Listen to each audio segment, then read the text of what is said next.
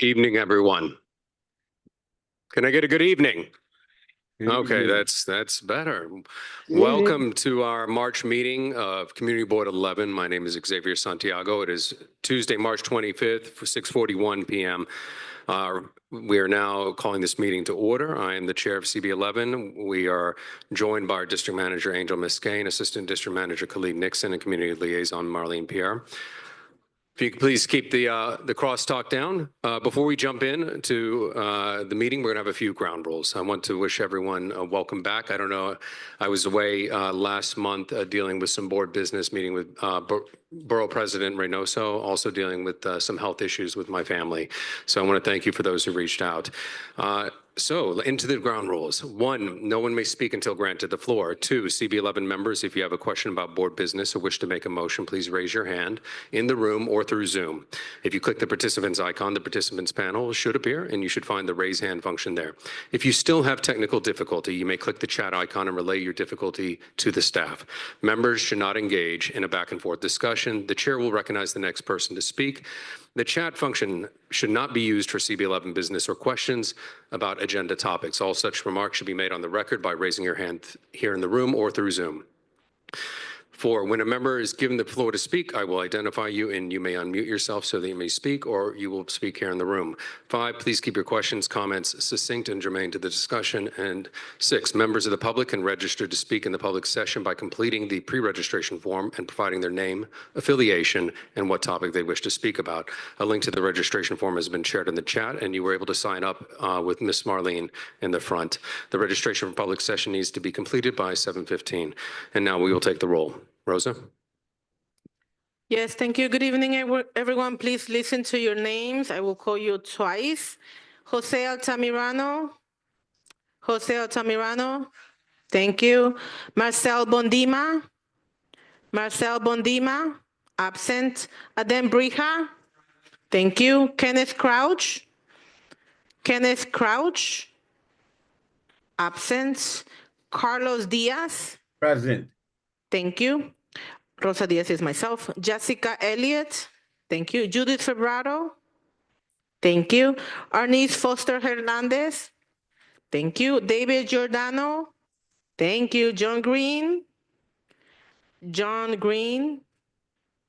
Here. Thank you. Pascal Hanu. Thank you. Wanda Hopkins. Present. Thank you. Christina Johnson.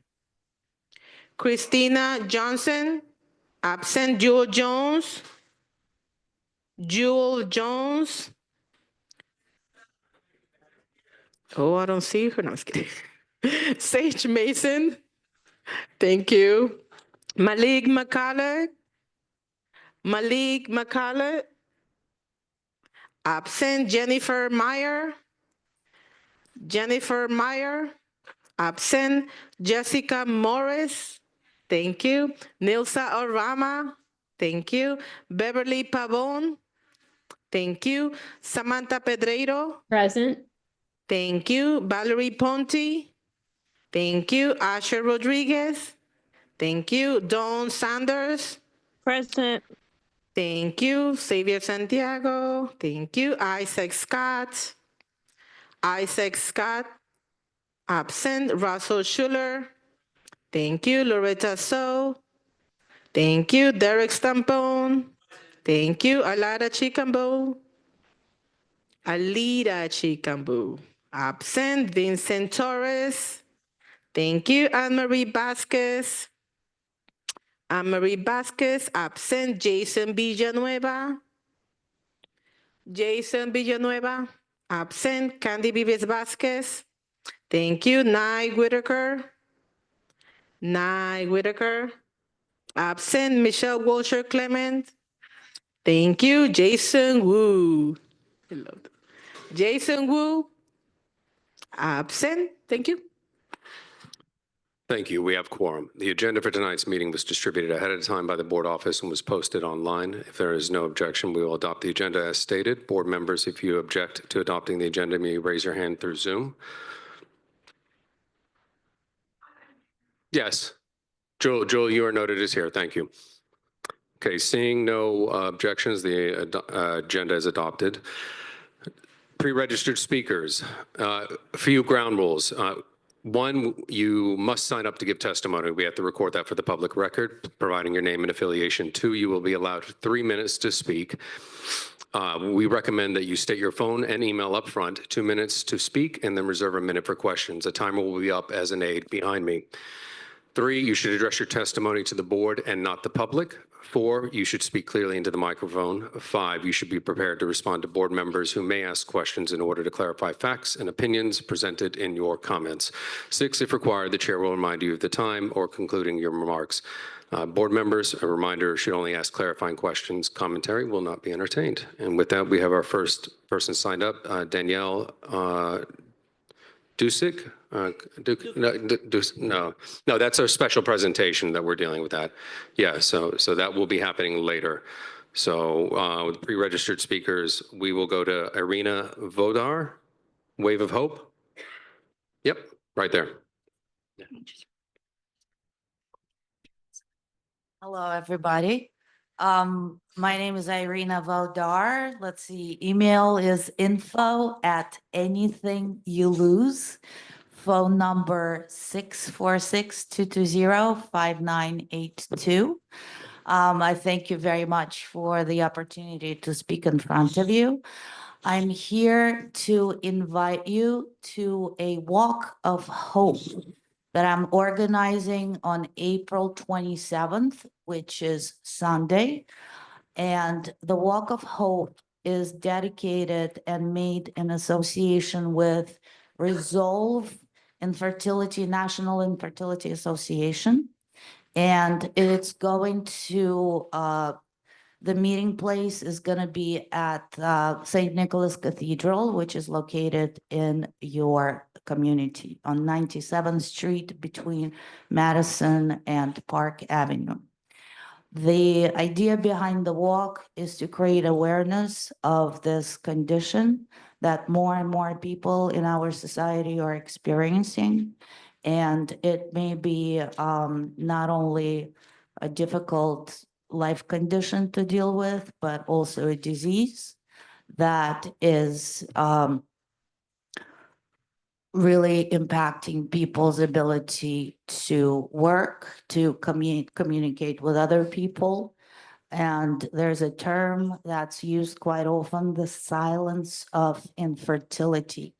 So the walk we're organizing is majorly to support people to create awareness and to normalize the condition. While there are so many people who are struggling behind closed doors, we want to put together a walk that's going to be colorful, memorable, and something that the whole community can share in, so that we create an atmosphere that allows people who are affected by this condition to feel more accepted by the society, therefore open up and live through this difficult time in their lives in a better, more accepting way. Good. Thank you for that. Any questions? Yes, Candy.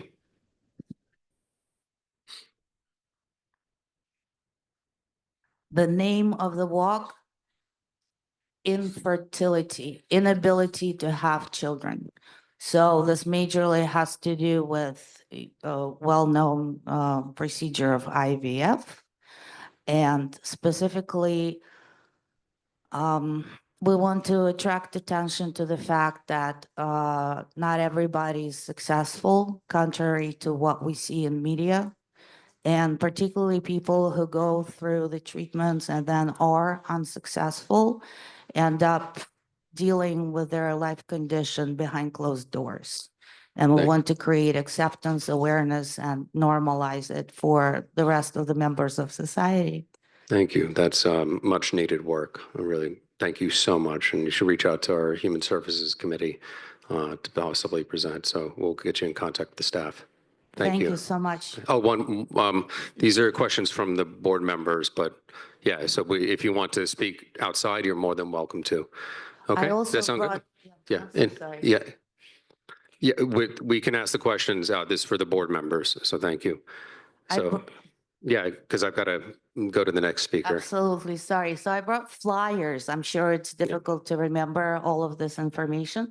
So I brought flyers. I'll stay here till the end of the meeting, and if you have any questions, I'd be very happy to Okay. speak with you.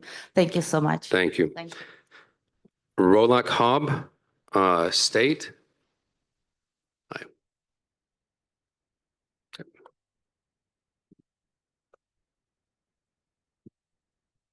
Hey, everybody, I'm Roland Hobbs. I'm CEO of a company called Stake, and we give cash back to renters.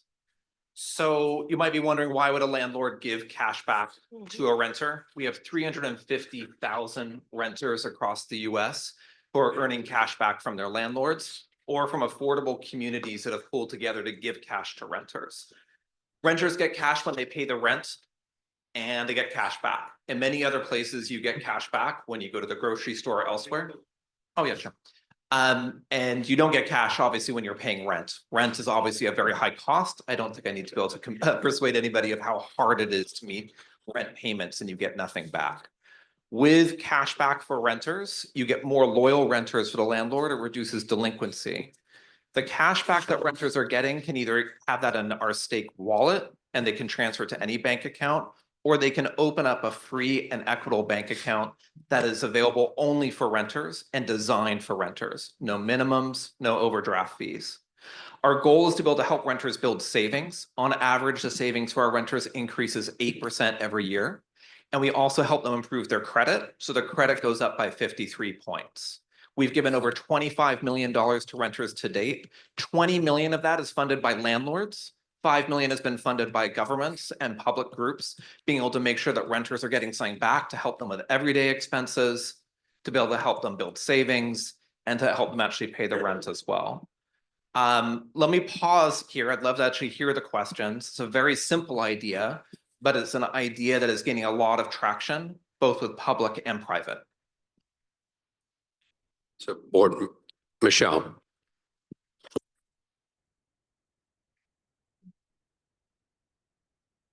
Yes, please come to the mic to ask your question. And board members, please come to the mic to ask your question.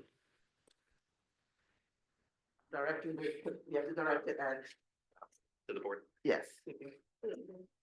Yes, is your question, Michelle? I would like to find out how many landlords are participating in this. I would like to find out how many landlords are, I wasn't that tall, how many landlords are participating in this? And if it's all of the landlords, how is the money received? As in, how do you get your money to give to others? So we have of our 350,000 homes nationwide, it's about 80, actually a little bit more now, 90 some landlords. A lot of them are big institutional landlords. We charge the property, the landlord, to be able to run these services. And there's a varying degree of how much landlords charge. There is no fee for the renter. So you're still probably wondering, like, why in the world does a landlord give money to their renters? We reduce delinquency rates for landlords by 44% simply by telling people you get cash back when you pay rent on time. Simple as that. Positive rewards work. When you give cash to folks, they do the right thing.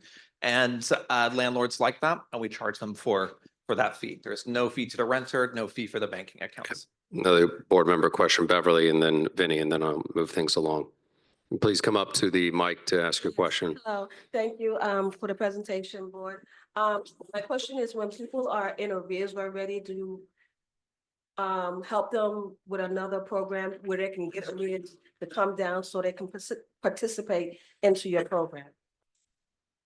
It's a fantastic question. We have a program called Get Current. Get Current helps renters who are in arrears be able to get current. In fact, they get cash back when they come to their full rent payment. It has to be an agreement with the landlord. I wish I had the complete control to be able to change what landlords do.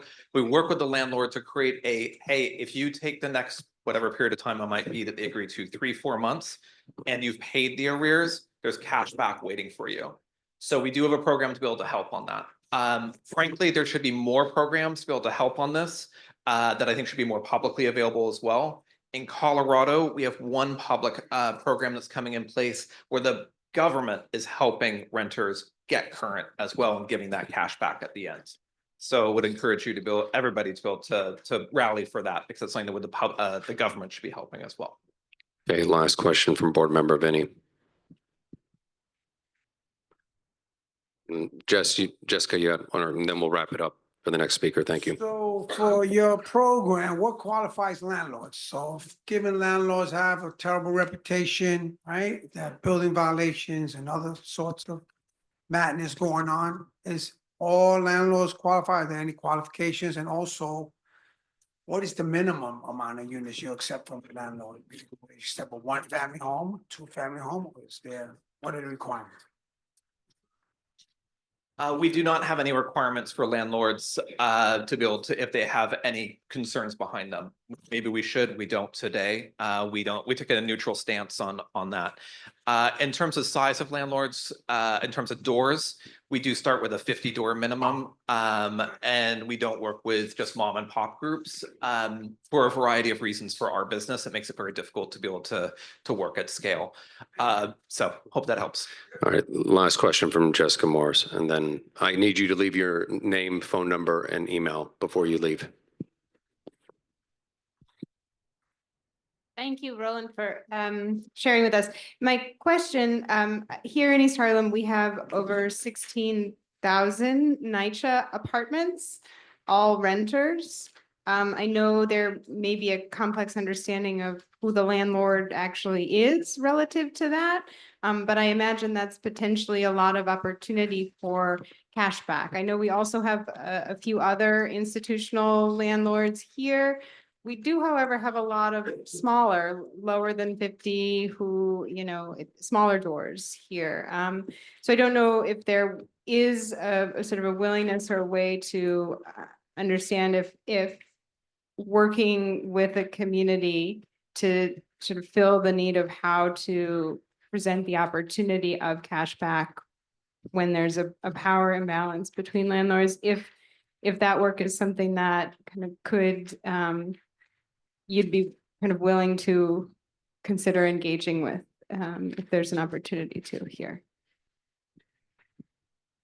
Thanks for the great questions, everyone.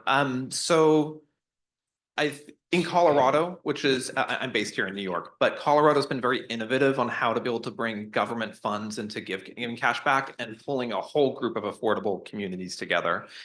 It's called Return on Rent. Is the program that they're using there, or a tenant equity vehicle. It's the idea that tenants should be able to get equity in the homes that they have through cash back. And that has pulled their affordable properties and mom and pops who qualify as affordable homes. They have to qualify as affordable. And then the government of Colorado is giving cash back through those vehicles. There's another group called Enterprise Community Partners. It's the largest affordable grant maker in the US. They've built about a million homes rather. They have something called the Renter Wealth Creation Fund. It pools all of their affordable properties together to give cash back to renters. There's many innovative ways that we can get communities to advocate for. It is good when renters get something back when they are paying rent. It's a two-way street. It's a win-win. So, your information, phone number, and email. Roland Hobbs, it's ROWLAND, and it's Roland, ROWLAND at stake, STAKE.rent. And 917-254-3256 if you want to text me. What? One more time on the phone number.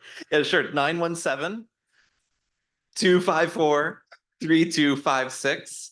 And the email is Roland, ROWLAND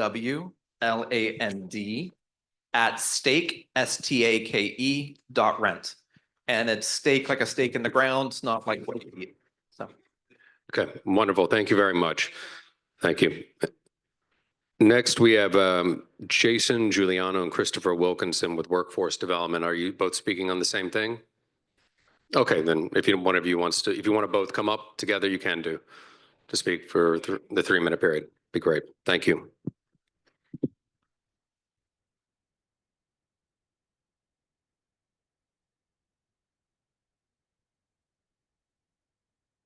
So we're both here with Urban Upbound. We're an organization that's been here in East Harlem for about 10 years now.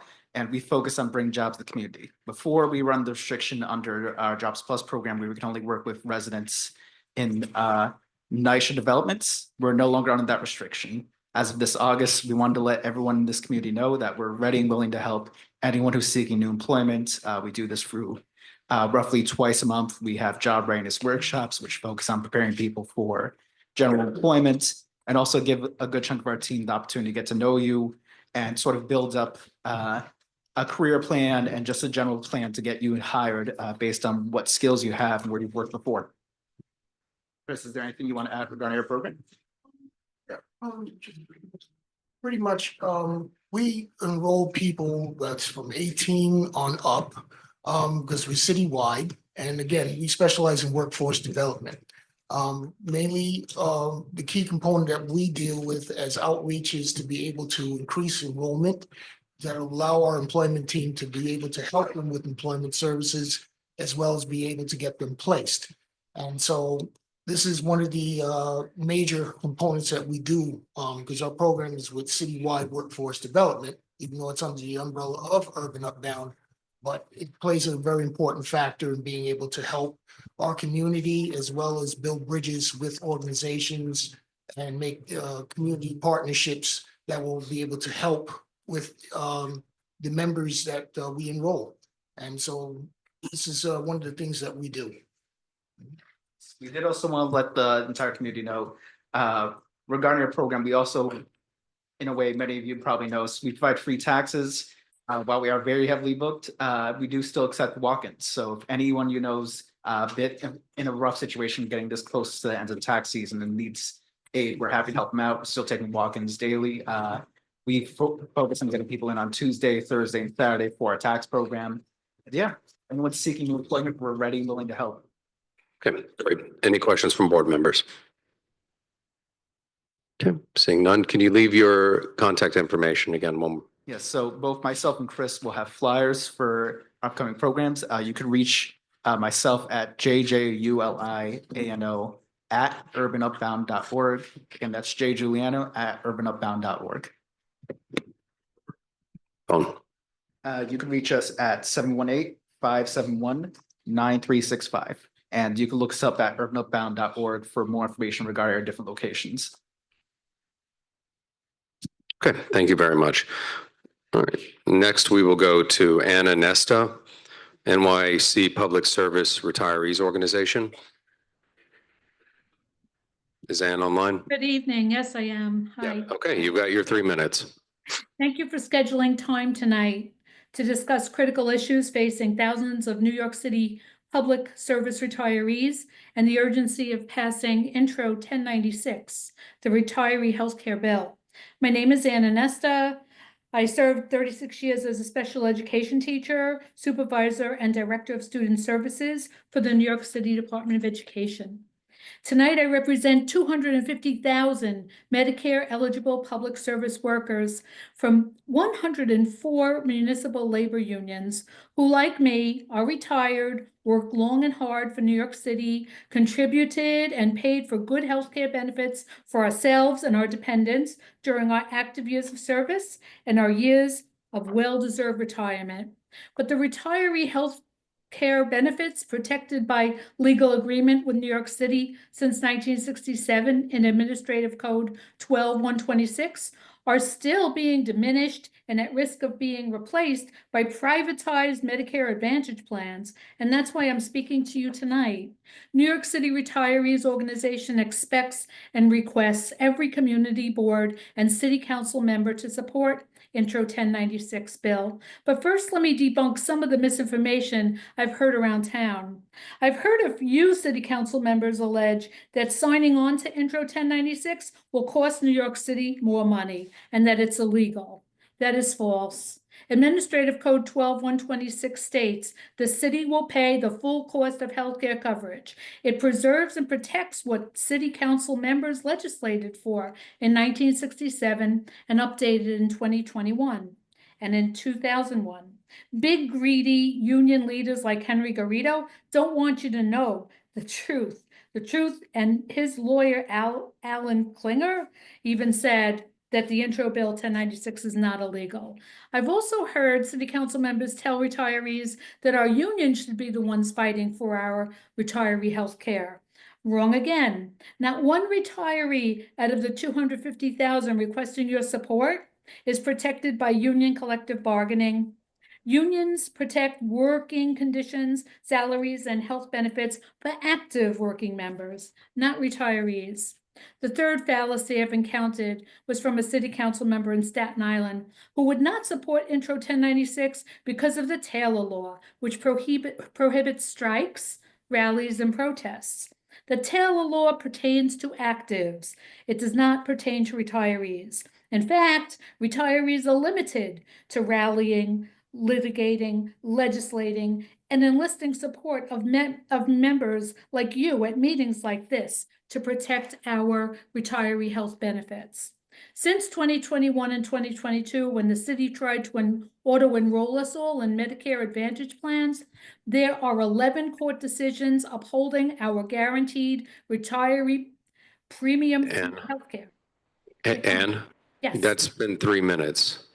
Okay. I just wanted to remind everyone we give 3 minutes. Can you conclude real quick what, Yes, I can. It comes down to this. The Organization for New York City Public Service Retirees, under the leadership of Marianne Pizzatola, we'd like to finally pass Intro 1096 and put an end to the city's arbitrary and capricious expensive court appeals.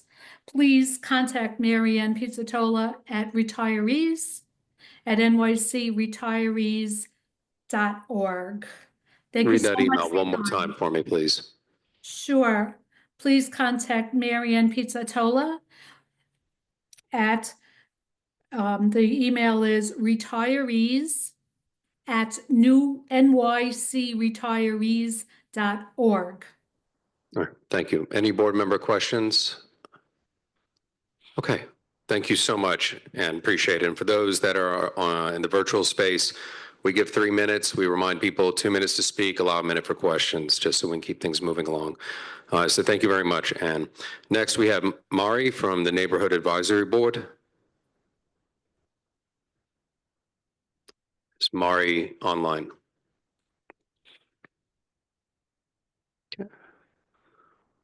Okay, and Trevor Alexander, Mount Sinai Green Market. You're Trevor? All right, go on. Welcome, Trevor. Actually, I'm not from Mount Sinai Green Market. I wanted to hear about that, but I'm actually from the city of New York. I'm an outreach specialist. I teach the public about child support because it's not the laws, it's not the enforcements, it's what we don't know about child support. It's causing crushing consequences to both the mothers and fathers, oftentimes to both, which means it falls down on our children. And it's an anti-poverty initiative like anything else, public assistance, Medicaid, SNAP, NYCHA, everything else. But the misinformation, the mishandling of it is crushing consequences, particularly in East Harlem. I'm sorry. Particularly in East Harlem, our agency is privy to statistics, and we know that we have a large number of fathers between 18 and 25. And so when I hear groups like Urban Upbound and so forth, anybody that's trying to put anybody to work, please reach out to me and our agency first before you try to get a young man or woman a job and they have child support issues. We want to help them. They'll enjoy that paycheck a whole lot more, and their families will accordingly. So please take my number. My cell phone is always with me. If you text me now, I will text you back with my business card and my signature so you can reach out to me. And I'm looking, particularly in this community, to make sure that we're taking care. Everybody is trying to get people back to work. Anybody who has anybody in residential drug rehab, because that can be a trigger, the crushing consequences. The enforcements are fierce and comprehensive and miss nothing. Driver's license, professional license that you earn your money with, income tax, credit reports, winnings, lotteries, lawsuits, passport suspension. You're out of the country and you can't come back in. Or your aunt or somebody's sick, deathly ill, and you want to go back home and you cannot. Property execution. Somebody in here has, your land has been moved from generation to generation, but one of your cousins are behind in child support. You can't sell, get mortgaging, financing, or building permits or anything. These enforcements will crush your life. And yet we're here to help because it's really what's not known. The mishandling of the biggest thing we're having with all fathers in all income classes in every economic group the biggest thing that will change everything is that every time child support is supposed to be whoever you are right now. It's our responsibility immediately, every time there's a change in income or circumstances, to come to child support, the particular family court. If not, we have a customer service, at 151 West Broadway. We will help you file. We will connect you to some free attorneys that will help you to file your proper documentation properly and prepare for your court date and your hearing. Because child support is supposed to be whoever you are. And also, if you walk out of court and say, this cannot possibly make sense, those same attorneys will help you file an objection, which will go to a real judge, because child support in New York State is by a support magistrate that's appointed. There's a supervising judge over that will look at everything that was displayed in court and everything that was documented, overturn the decision, and handle that magistrate. That's just enough for now. If you get my number, reach out to me. I'm looking for that. If you text me, by the way, I suck at voicemail. This point, I'm 38 years with the city. I don't think I'm gonna get much better. Give us your number. 646-916-0915. 646-916-0915. Great, thank you. Any board member questions? Yes, I'm sorry, Trevor Alexander. Okay, thank you. Or Alexander T at dss.nyc.gov. Alexander T at dss.nyc.gov. Thank you. Thank you. Thank you very much. Next, we have Mari Moss, Neighborhood Advisory Board. You have 3 minutes. So.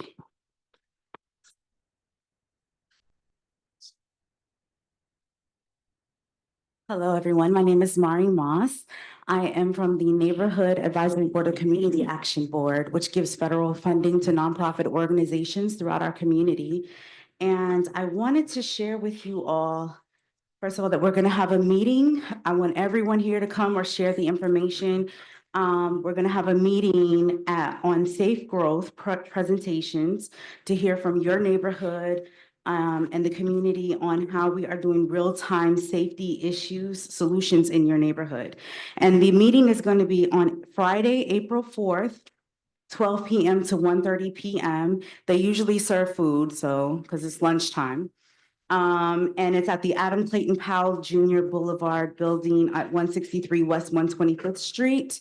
You can also reach me at 646-379-6124. That is 646-379-6124. My email address is marimossyawn@gmail.com.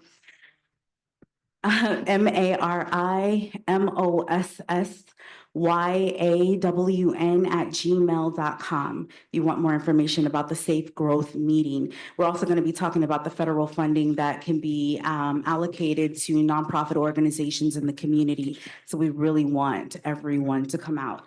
And then lastly, the Central Harlem and most of Harlem is celebrating the Harlem Renaissance Centennial. And we're having a grand ball to commemorate the legacy, the culture, the heritage of our community, from Duke Ellington to Zora Neale Hurston to Billie Holiday at the Harlem Renaissance Hotel, which is on 125th Street. It's going to be May 5th. So if you didn't get an invite from to go to the Met Gala, you can come to this gala. I was gonna say from Anna herself. If you didn't get an email from, if you didn't get an invite from Anna, you can come to our ball, which is going to celebrate the legacy and history and culture of the Harlem Renaissance. So we would love to have you there. It's gonna be May 5th. And if you want more information about that, you can also email me as well. Thank you. Thank you. Any questions? Nope. Wonderful. Thank you so much. Marcieli Alvaredo from We Act.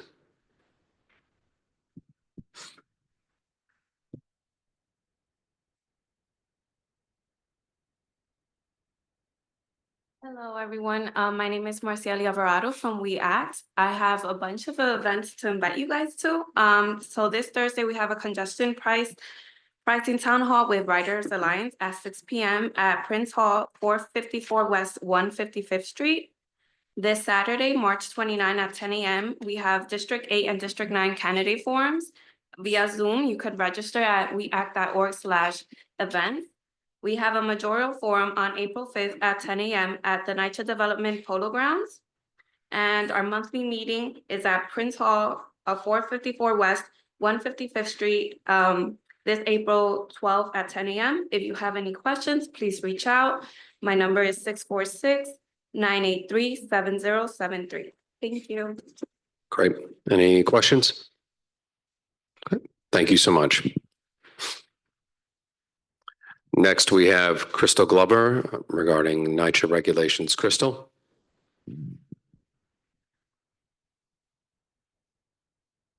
She online? Just going to give us a moment and we'll promote you, Crystal. Hi, can you hear me? Yep. You have your 3 minutes, Crystal. Okay, oh boy, where do I start? Bylaws for the Judiciary-wide Resident Council for the Public Housing Residents, CCOPY/bylaws V10 PDF. I'm trying to squeeze this all in. If there are any night shift tenants available, that's listening. I want you to know that when you don't vote at your development, people who are running get in unopposed. That means people who will do absolutely nothing for you in your development, who run, will get in there.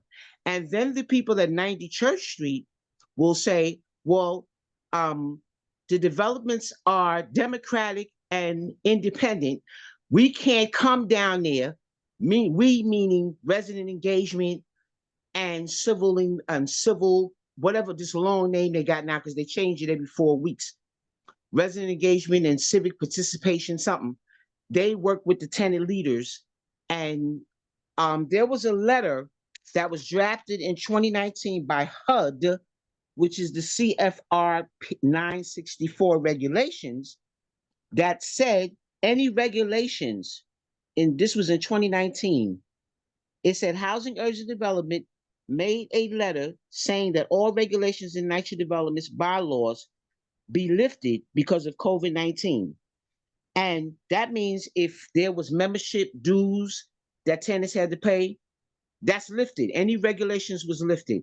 But I know in my development, this was not presented to us in 2019 by our board. So you have, and I ran for financial secretary, and I won unopposed like everybody else because nobody came out to vote. But what happened was I find out information because I call Leroy Williams and Curtis Williams and these people at Resident Engagement. I call the numbers 212-306-3000, just listen to the teleprompt.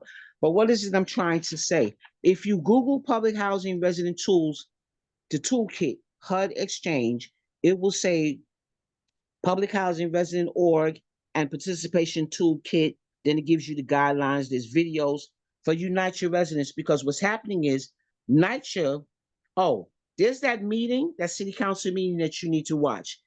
It was on February 22nd, 2025. It was the Committee on Public Housing. Residents need to watch it. They let tenants speak first. And then after the NYCHA people speak, they let residents speak. A lot of the TA boards were down there complaining about the CCOP, complaining about how they stealing the money, this and that.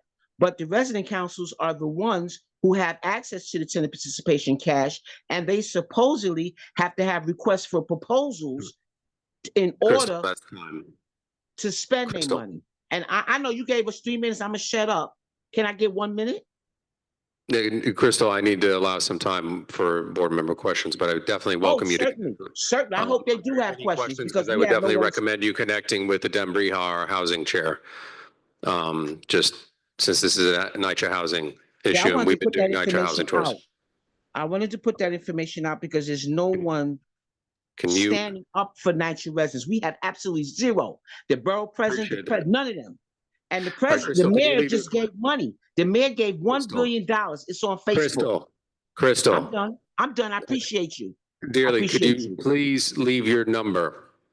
What is your phone best contact number? I appreciate you. Thank you. Thank you. What's your phone number? Oh, you want I can't give you that online. I can email it to you. Give me your email then, just your email. Can I send it to you on typing it up? I don't want the world to have my email. Can I give it to you online? Can I type it up here or something? That is fine, Crystal. Thank you very much. I'm going to move the meeting along. Okay. Thank you. Appreciate it. All right. Thank you. Jessica Morris, Manhattan East Side Environment.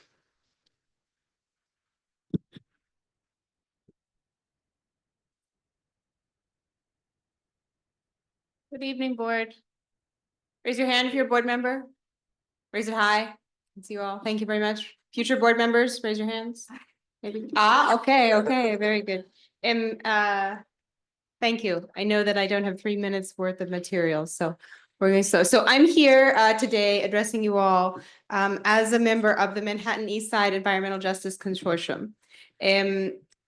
The group formed a couple of years ago, and I'm going to share with you their mission statement.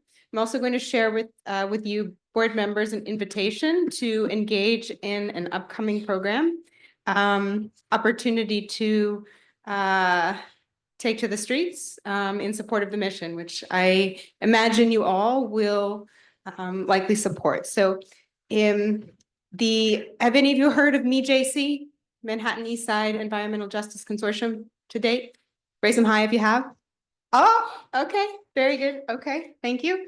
So the Manhattan East Side Environmental Justice Consortium, MeJC, exists for the purpose of educating, evaluating, and committing to solutions to actively contribute to equalizing Manhattan's East Side air quality, outdoor air quality, as compared to that of the West Side.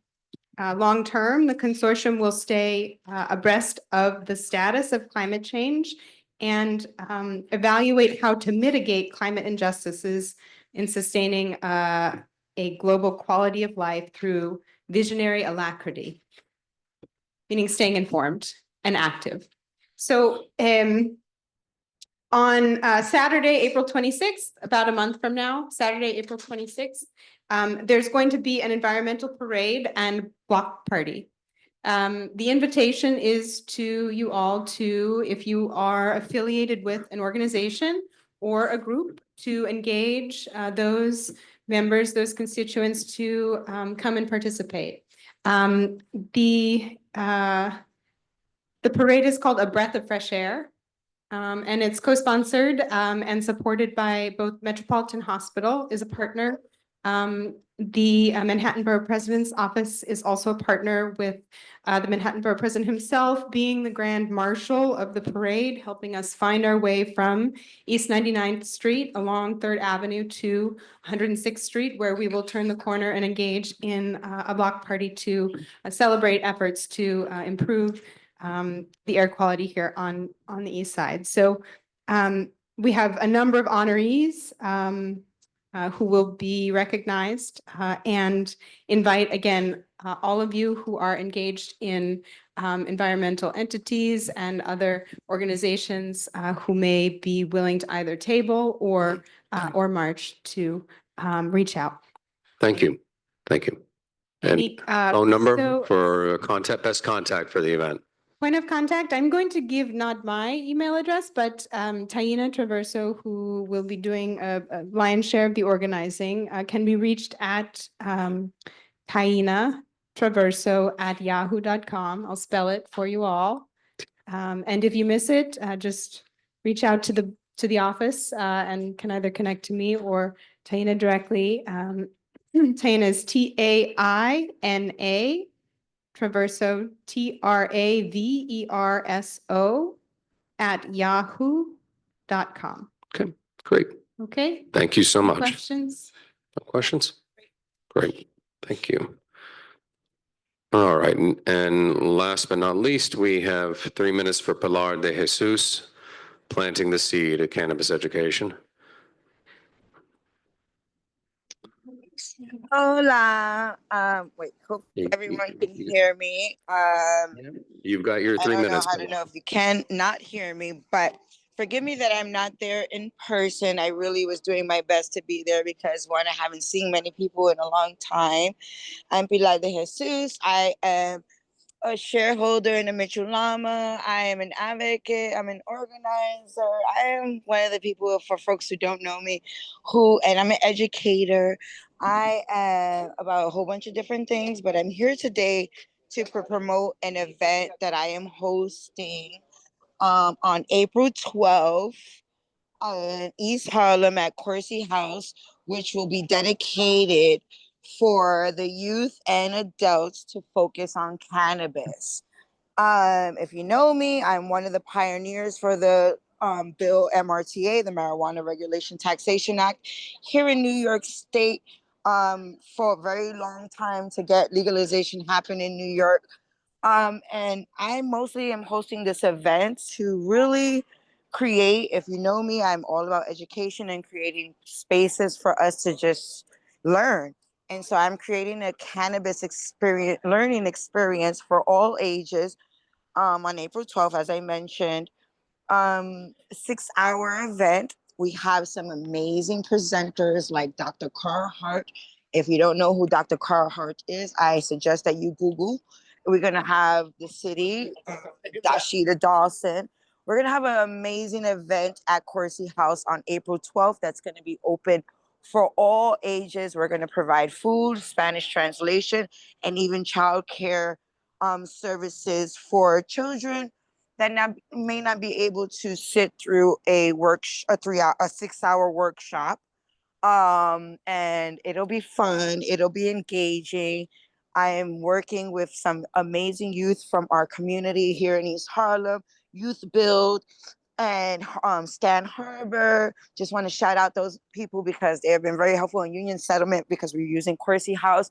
But please, I'm sorry I'm not there to have the flyer for people to scan and register. I will share it with the board, but please attend.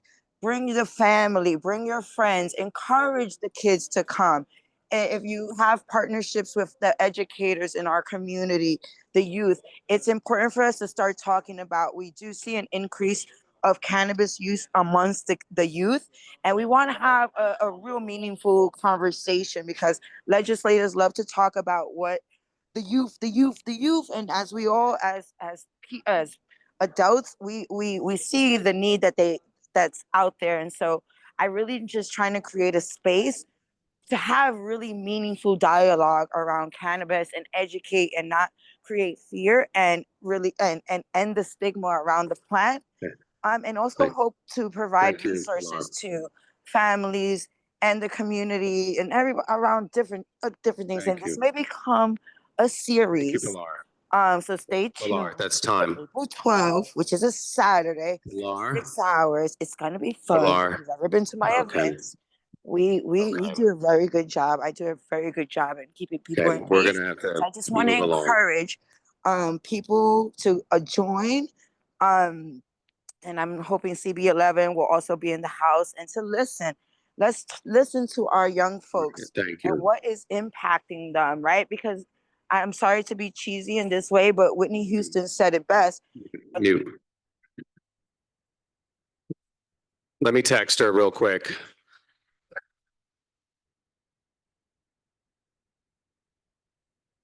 Is there a countdown clock that they There's a countdown clock. So what you see right here, Pilar, we adore you. Real quick, I don't know if you can hear, I'm texting you just for the record. You'd gone beyond 3 minutes. So thank you. But we have to move the meeting along. So please send us the flyer and we will definitely get the event out there. Thank you. All right, with that, we will now move along the meeting to our elected officials. And hold on just a second. Okay, all right, here. So a couple quick things. Again, if you have not already signed up to speak, we ask that all elected officials or their representatives please alert our staff in the chat, or if they haven't signed up already, we ask that any event service literature be sent out to our office that we may post and share it as is appropriate. Please keep your report to 3 minutes and be mindful not to repeat what others have already mentioned. And so first up, we have Samantha Lowe from Councilmember Yusuf Salams.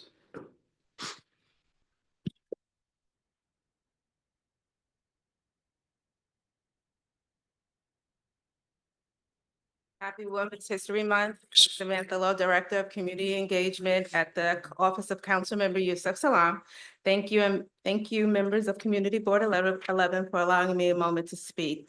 Just want to update you with Some of a new member that we have on our team, his name is Lamar Mays, recently joined our team as a Senior Director of Operations.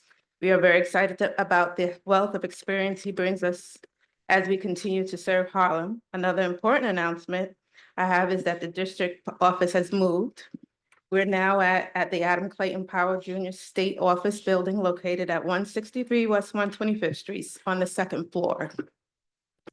Our office number hasn't changed. It's 212-678-4505. If you have any questions or concerns, you can reach me at slow@council.nyc.gov. Do you have any questions? Thank you. Any board member questions? It's 212-678-4505. Okay, You're welcome. wonderful. Thank you. And I think we have, or we did, Assembly Member Jordan Wright was on a moment ago. I don't know if he is on. I'm here, X. Okay, great. All right, thank you. You have your 3 minutes. Thank you. Fantastic. Hello, my community board family. Some of you may know I'm a former member of Community Board 11. I like to say it's where I got one of my starts in civic engagement. I come to you now from the sunny village of Albany. I'm up here right now fighting in the budget, making sure that our community gets its just what they deserve. Have a couple announcements for you all. Number one, we hired our legislative director. Her name is Emma Forbes. She has years of experience working on public policy, state politics, and within the Harlem community. She will provide a community board update sometimes, but she wants you guys to have her contact information. She can be reached at the phone number for our Albany office, which is 518-455-4793. I'll repeat that one more time. That's 518-455-4793. And her email is Forbes, Forbes, like the magazine, that's Forbes at nysassembly.gov. It's been a real fun time going on in the budget.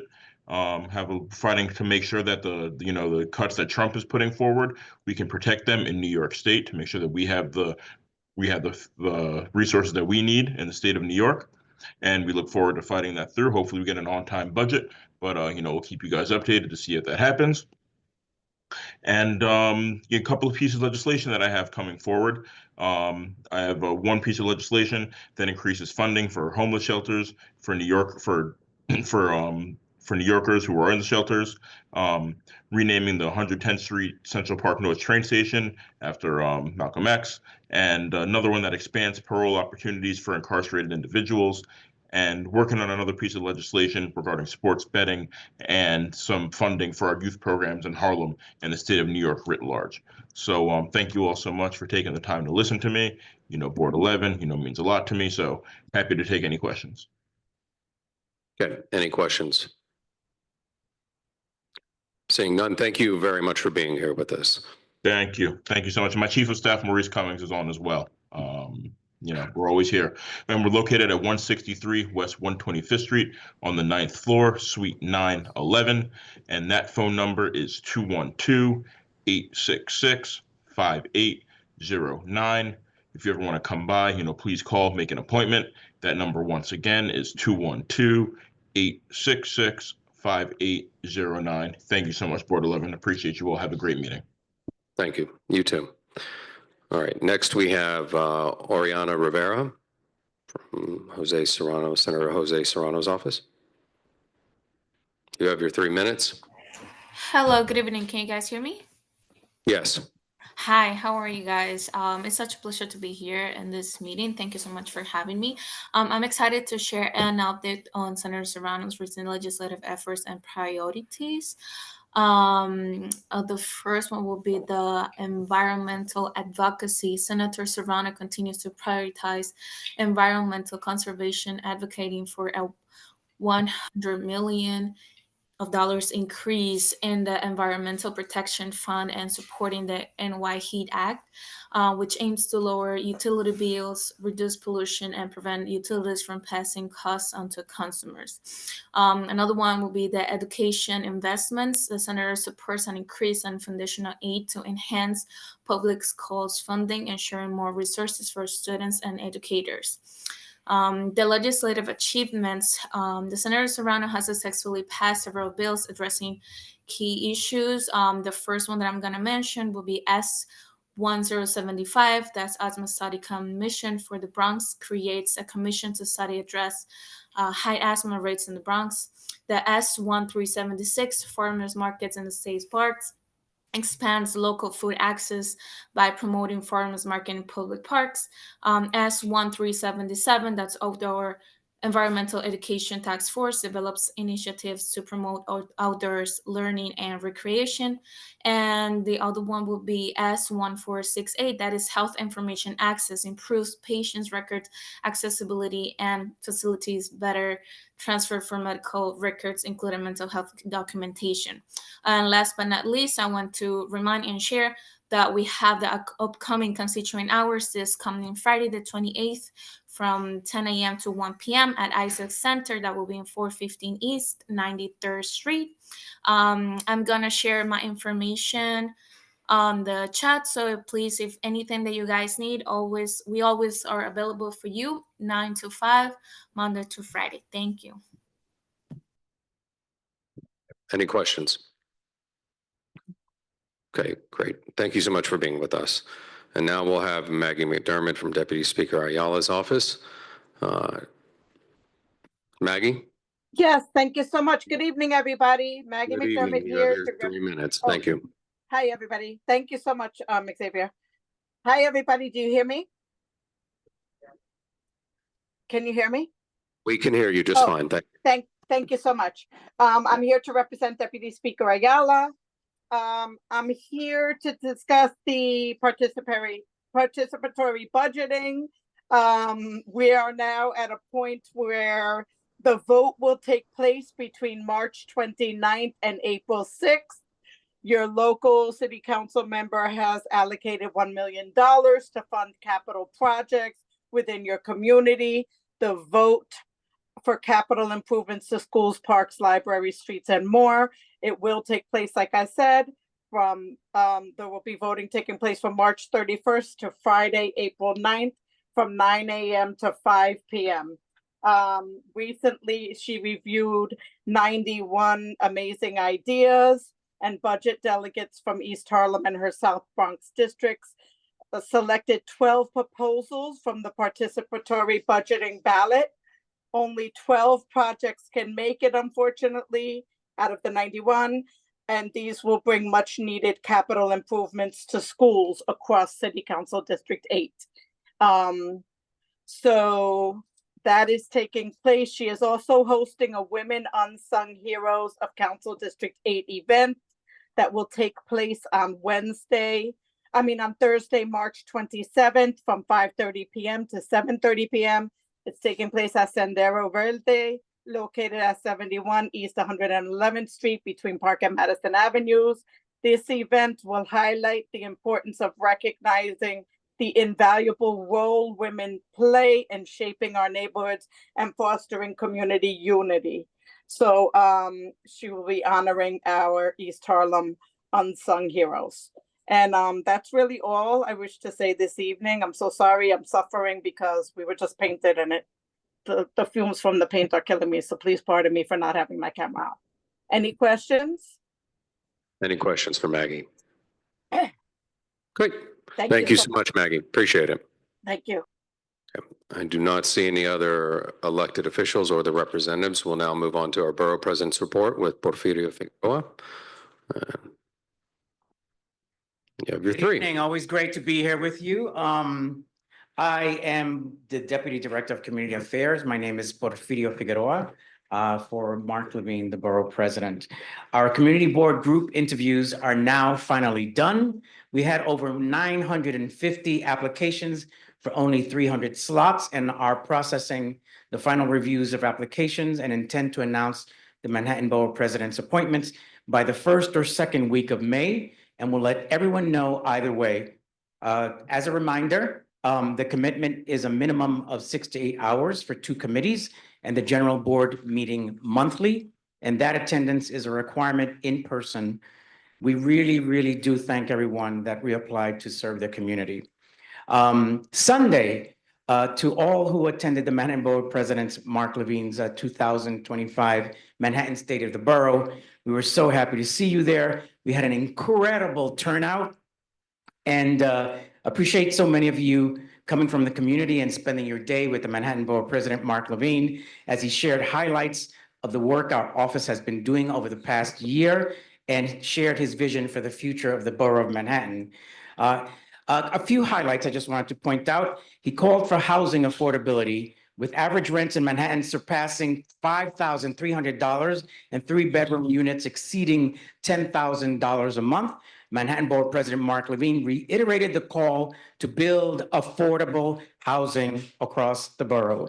He also called for mental health care reforms, for bold investments in long-term psychiatric care, including a major expansion of beds at Manhattan physical psychiatric centers on Randall Island and Bellevue Hospital, alongside a student loan forgiveness program to attract more professionals into the psychiatric workforce. In addition, he spoke of the need for public safety through community partnerships, the need to fight hate and to defend our values, the need for childcare and family support, the need for greener and safer streets, and about honoring the diversity of our city with culture as part of our infrastructure.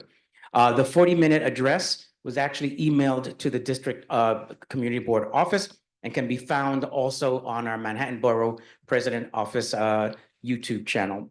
We have an event tomorrow.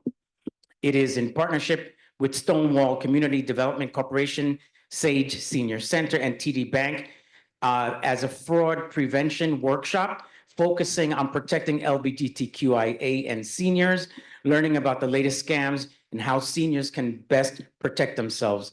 This is a 2-hour event, and it is at the Eddie Windsor Sage Center, 305 7th Avenue, 15th floor. My email is p.figueroa@manhattanbp.nyc.gov. Our telephone number is 212-669-8300. Great. Any questions? Board members? Candy? Hi, Candy. Mark Levine is gonna, with the funding for the mental health, if they can also put stuff aside for the youth that are also need. Candy, could you, so we I can heard the record it? question. Yeah, just so we can you repeat it then? So the question is to ask the Manhattan Borough President Mark Levine to also set aside for youth. That is definitely part of the initiative. All right, thank you. Any other board member questions? I understand that this is for the board members. I will give you just the one, but let me go to Asher first, who's a board member. Thank you, Maria. All right, Marina, what is your question?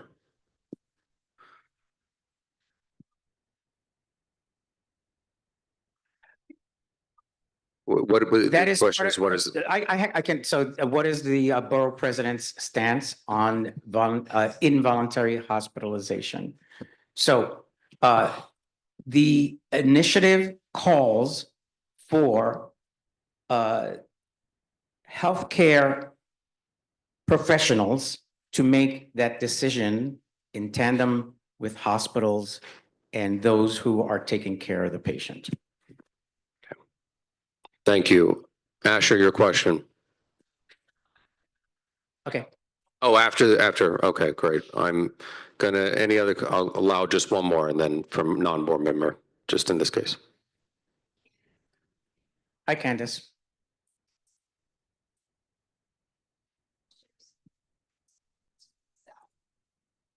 No, the Manhattan Borough President's Office does not have discretionary funding. We do have an internship program. We also have a youth fellowship program through our office. And actually, I lead the community affairs unit internship for the summer. She can apply. Our department has already exceeded its need. However, we are still accepting applications for other departments within the Okay, office. all right, thank you very much. All right, Michelle, your question? What was the, Does the Manhattan Borough President's Office offer scholarships? Was the question. okay, thank you very much, Porfirio. Thank you. Wonderful. And with that, we will now move the meeting along. Okay, that concludes our elected officials' reports and Borough President's report. We're now moving into the business session. For those members of the public who are new to this is where the business is conducted. Prior to that, yes, I know the presentation. Yeah, I just want to remind, because when we jump for the presentation, that it will be for the board members only. So this, right now, before we get to that, I want to make sure that we have our presentation with composting. So we have our members here from Manhattan Solid Waste Advisory Board, right? And no, you can stay. It is open to the public. It's just one question, but then we're going to have a presentation before. Yeah. Thank you. All right. So Danielle Duque and Joyce Bialik. Just, okay. Well, do you have a slide deck? Yep.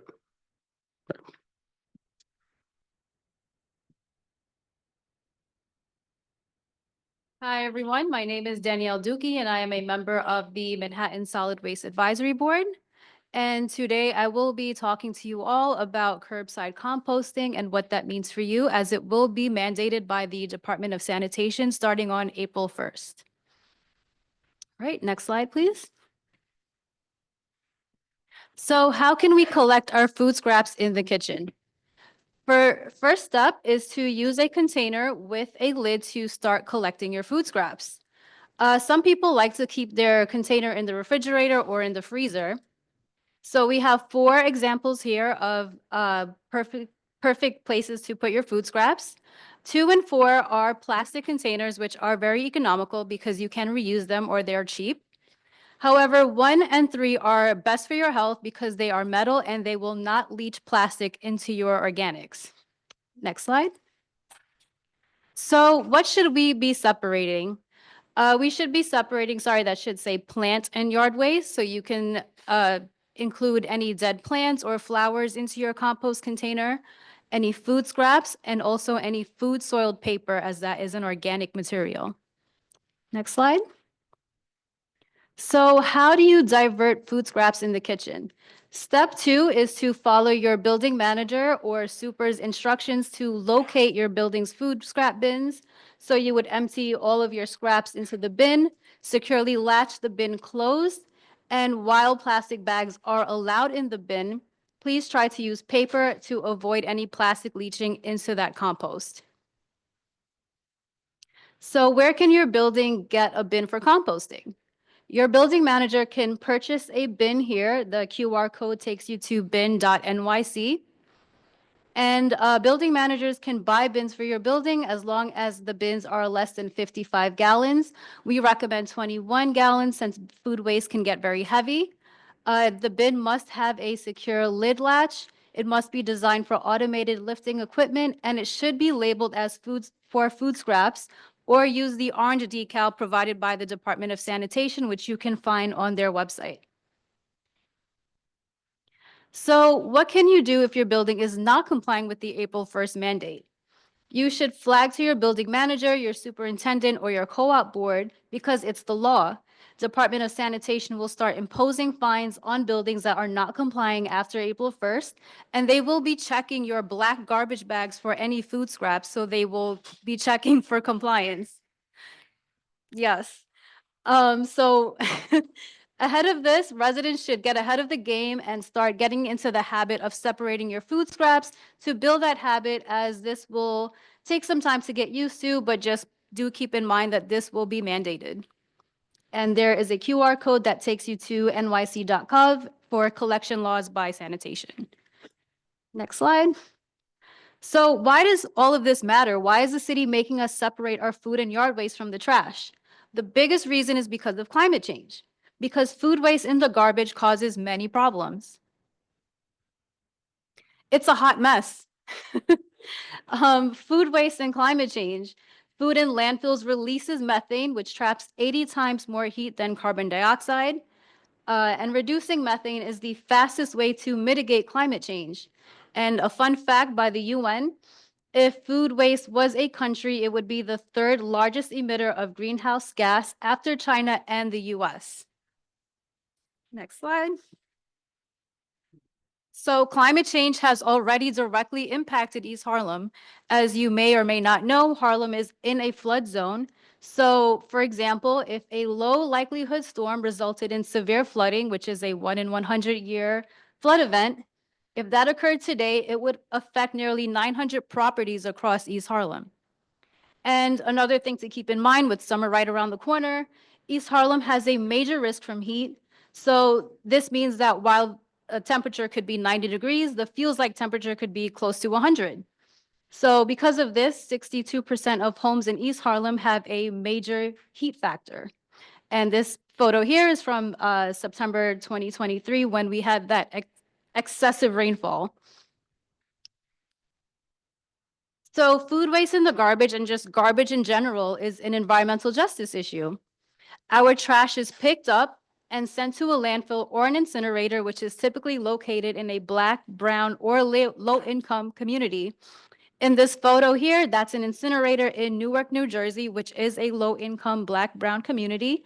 And on this day in 2019, pink smoke was emitted from the incinerator, which was iodine that was burnt. And that caused a lot of attention because people are seeing this toxic pink smoke that they're breathing in. And just keep in mind, Newark is not that far from New York City, so the wind likely carried that to us and we breathe that in too at some point. I think we all know food scraps are a rat issue. Rats can easily pierce through a black garbage bag and find food. However, if we start putting our food scraps in the right bin, they will not be easily accessible to rats. And lastly, it's a cost issue. Burying and burning our food scraps have negative environmental and health costs. It is also getting increasingly difficult for New York City to find locations in upstate New York that's willing to bury or burn our trash, so it goes as far as Ohio and South Carolina. And finished compost is a valuable commodity that can easily earn money for New York while enriching our soil, so that's a very easy, feasible solution. So compost offers many different values. It improves our soil health, it conserves water and helps prevent flooding, and it ultimately combats climate change. And we can also do more by reducing our food waste. You can eat your leftovers or share unused food or your leftovers with a neighbor or friend. There are many online resources like calculators that help you buy exactly what you need so you don't overspend and overconsume. You can donate extra unused and unopened food to food pantries and community refrigerators. And you can also make sure that you understand the difference between a best by date and an expiration date. A best by date means that after a certain date, the optimal freshness kind of tapers off, but you can use your nose to smell and use your own judgment. Expiration date means that usually by that point, it's no longer good to eat. You can also buy locally grown healthy food, which is usually created by compost. And ultimately, you can eat and prepare less food overall, so you have less food to throw away. So what can you do? You can prevent food waste. You can keep food waste out of the trash. And if you're especially excited about this, you can advocate for turning our food scraps into valuable compost. You can advocate for removing plastic out of our compost collection because we are now finding plastic in our bodies. You can join the Manhattan Solid Waste Advisory Board's Organics Committee meetings. And you can also be a member of WEAC. They have a climate justice working group that addresses these issues, especially around climate change in Harlem. So if you want to learn more, I have a QR code to the Manhattan Solid Waste Advisory Board's website. You can sign up for our newsletter, you can come to a meeting, or you can join us. And that is all. And my name is Danielle Dukey. You can reach me at Manhattan Swab, MANHATTAN, SWAB1 @gmail.com. Or I can give you my personal email. It's DANIELLE DOOKIE90@gmail.com. And my cell is 845-476-4720. Thank you. Are there any questions? Beverly, you can come up to the mic.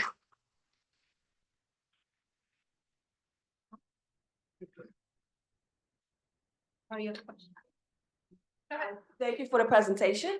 I have 3 questions. I understand about plastic, seeping into the food, stuff like that.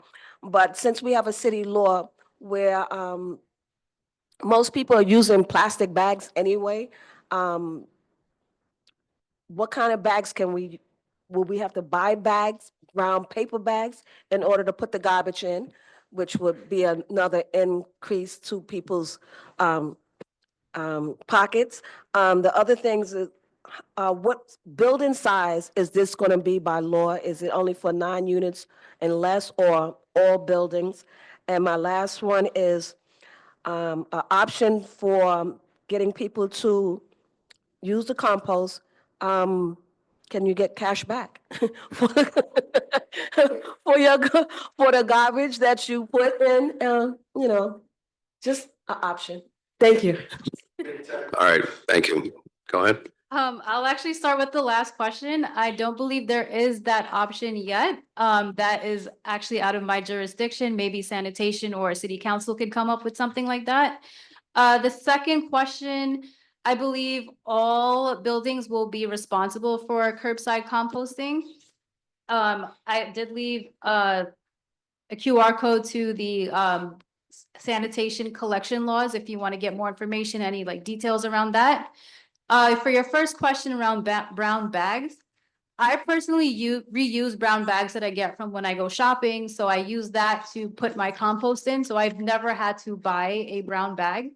I think that's a feasible option, but if you feel like that's not doable, you can consider looking into paper bags, but plastic bags are accepted. Any other questions? Yes, Jessica, you can come up. Thank you. I think this is great. When we recycle like plastics and cardboard and things, I know there's a sense that if you put something in there that is not recyclable or it's not cleaned, the whole bag gets not recycled. In the compost, the brown bins, if people put things in there that are not compostable, will it essentially ruin the whole batch? Or are we going to have some leeway with a learning curve about how to put the right things in there and how to not put the wrong things in there? Thank you. So I believe the building super will have to go through and make sure that there are no plastics or non-compostable items inside of the compost bin. Did I answer your question? Yes. Okay. Any other questions? Yes, Pascal, and then Sage.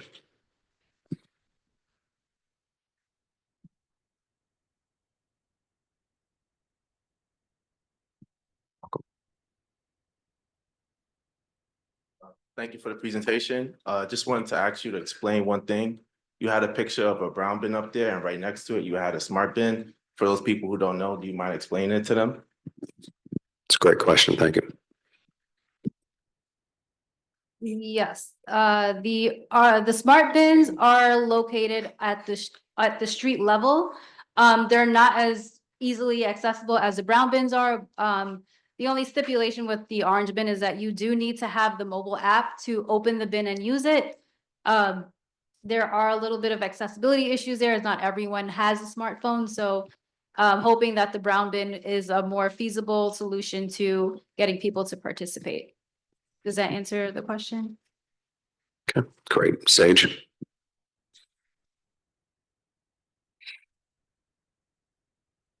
Yeah, thank you so much for being here. I think composting is obviously good, but I am concerned with enforcement of this. In my building, nobody has like given us any instructions about this happening. I know that my super is not going to take the effort to like look through garbage and I personally don't want him to, like, and I fear that this is gonna result in, if there is really, like, if there are people going around checking garbage and making sure people are compliant, which I also have a lot of doubts about. I think it's just going to result in a lot of buildings racking up a lot of fines and increasing rents. So maybe my question is, like, how are you guys addressing, like, the practical aspects of this? So I do want to clarify, I am on the Manhattan Solid Waste Advisory Board and not the Department of Sanitation. I'm not exactly sure how Department of Sanitation will start imposing fines and to what degree. I am hoping that there will be a learning curve. I just think that people should start to get into the habit of understanding the difference between what is organic and what is not. And hopefully that will lead to more compliance in the long term. But I unfortunately don't know exactly what that will mean for buildings and rent. Thank you. If there are no further questions, thank you very much for the presentation. Very appreciate it. What? All right. Thank you very much, everyone, for your patience. It was a great presentation. We're now moving into the business session of the evening. The minutes from the last full board meeting were distributed to board members ahead of time by the board office. If there are no objections, we'll adopt the minutes from that meeting. Board members, if you wish to object, please raise your hand. Okay, seeing no objections, the minutes from last month's meeting are adopted. On to the chair report.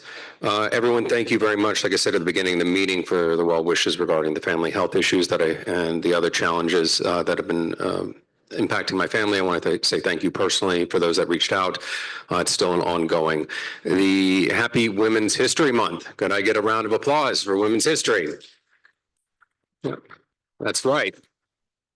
Which is the empowerment and seeing how much we have come together as a society empowering women, which is why I have my little boys here today. And thank you for your patience, because my wife is actually traveling for work emergency. So with that, in celebration, I got to join Congressman Espiat for his event where we honored our crossing guards. How many of you see the crossing guards at school when we take our kids?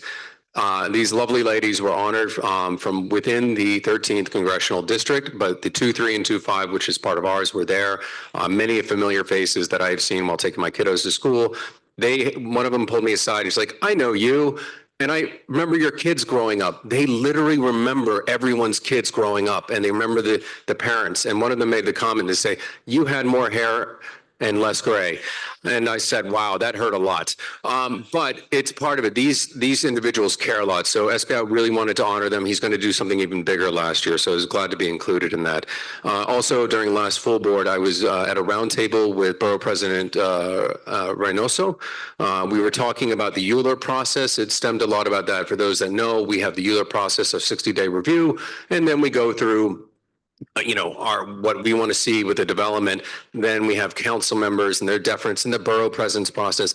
One of the things he opined on that he would like to see consider when it comes to affordable housing and making sure we're building enough of it is to perhaps have the borough president weigh in on the borough's profile on where we might need more affordable housing, because some districts, depending on the council members, will push back against it because they don't want to see changes in their community. And it's something that we have discussed at length at our Housing and Land Use Committee. So it was an interesting perspective, but again, that would take a change at the city charter and through legislation. Attended with the district service cabinet meeting along with Angel. Also went to Borough Board last week. We had a robust discussion on a variety of different subjects of the challenges we're facing. The state of the borough of Manhattan, I attended with, I think Russell was there, though I didn't get to see him. Rosa, Jewel, were there any other board members from CB11 who attended? No. So want to say thank you for showing up. It was 40 minutes long, but a lot of great information in there. We going to move on. We had to say goodbye to two of our board members, Claudia Perez and Stephanie Arroyo, our assistant treasurer and treasurer respectively. We now no longer have a treasurer and assistant treasurer, and we haven't had an assistant secretary because no one expressed interest. As a result, per our bylaws, we're going to have to form an elections committee. to convene to elect those positions. If you are interested, the previous, per the bylaws, Elections Committee will reconvene. I may have to add a member or two to that committee because one of them we lost, who is now one of our assembly members, Jordan Wright. I be on the lookout for that email. The process will mirror roughly the same that they did last year to make it very streamlined and easy. So stay tuned for that. The other thing too, at Borough Boards, we were discussing both bylaws and city charter revisions. There are two revisions in the mayor's city charter revision and the speakers. There are two different ones running in tandem. Several boards have already undertaken or are undertaking charter and bylaws revisions. We've had a thoughtful discussion at executive both last month and this month. Talk a little bit more about that at executive committee minutes. But as a result, I thought it was very important for us to have a very thoughtful, transparent, and inclusive and democratic process, because last year people expressed interest in a bylaws committee, and I'm open to it. I was open to it then, open to it now. I want to make sure all board members are involved. We're making sure we're covering all our bases. Any questions that are whether they want to know about process or how does it challenge with general counsel and how it would align with our charter, city law, et cetera, and so on like that. We want to make sure it's a thoughtful process all the way through so that we're doing our board's work the best way possible. So I will be forming a bylaws and charter committee. People have expressed interest thus far, but I want to leave it open for those that would like to join to please submit your name and your information and why you expressed interest and what you think you will be able to bring to it with your background. And we'd like to get that formed rather rapidly. So please, after tonight, get it to me if you can do by the end of next week so we can get things moving in the right direction. So with that, there are going to be a bunch of events coming up. One other thing I want to note as we go into our motions, we had a presentation. I'll cover that briefly at executive because I do want to get us out on time. When we go to our action items, because it's come out of committee, it is going to be called a main motion. We tend to be on habit where we just say first and a second with our main motions here at the full body. I will just take a main motion where you say, Derek, I'm just looking at you. Derek says, I move to adopt the bundle of licenses and permits 1 through da-da-da. That's all that's needed. And then I will call the question and we'll take the vote. So that's an example of how we'll do that, just so we can start changing ourselves to get a little bit more in sync. So with that, are there any questions? No, thank you. And next we'll go to our district manager's report.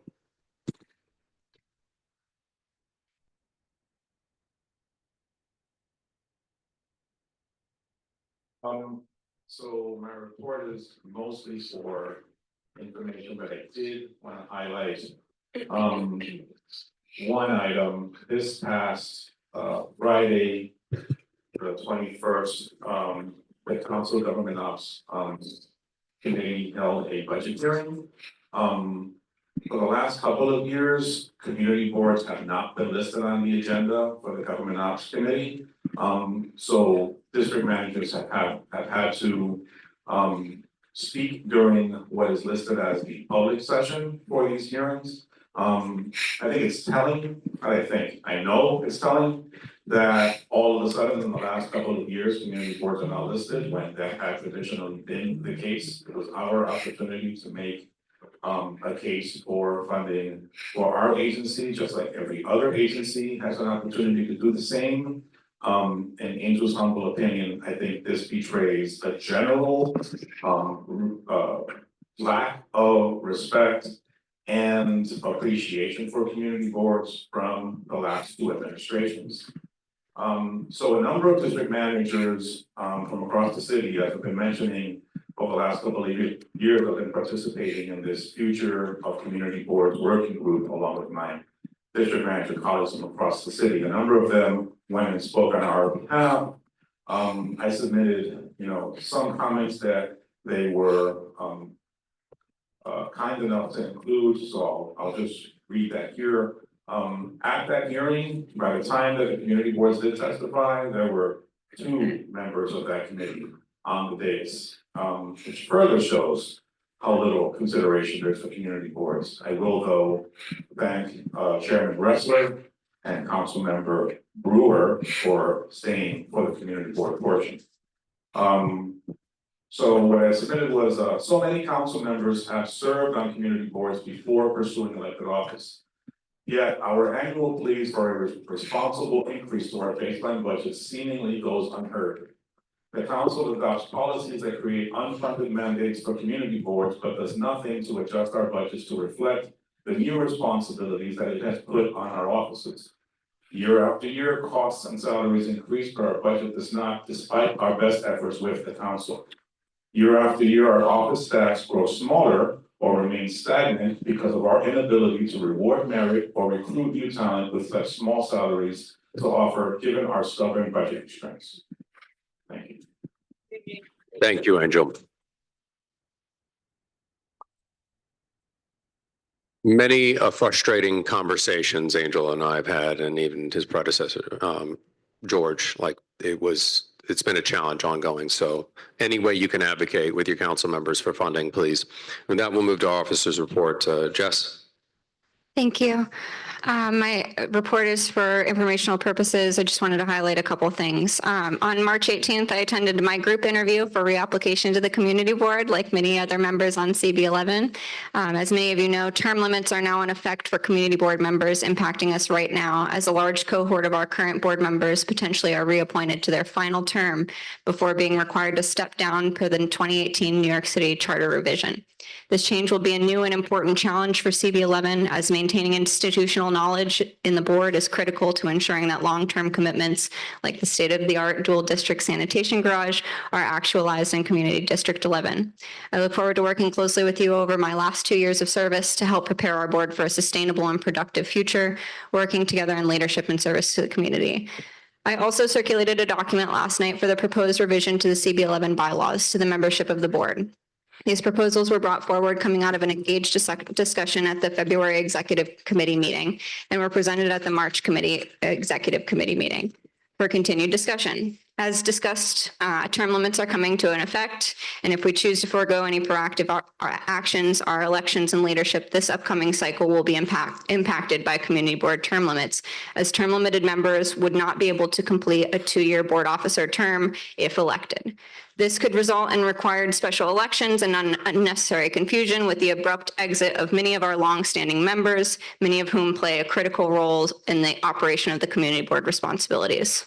In order to allow for a June election, we must begin process for revising the bylaws now, not to mention building up the leadership of each of our community board members to lead this board as these changes take place.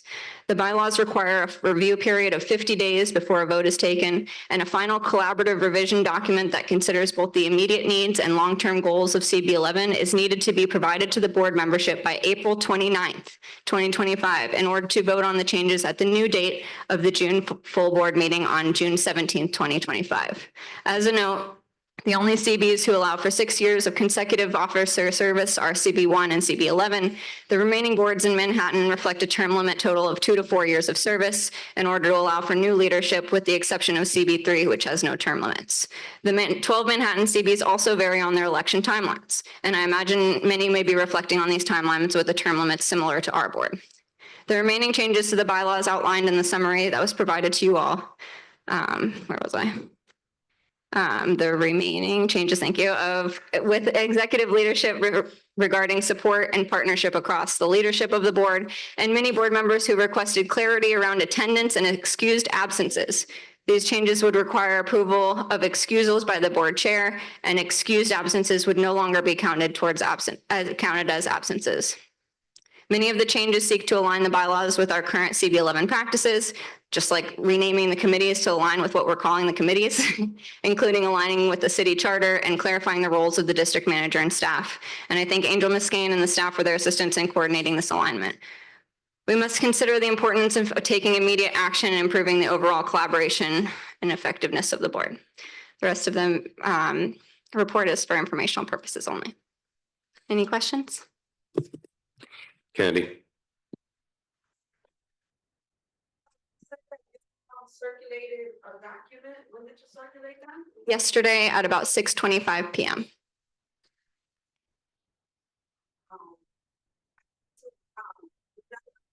No, absolutely not.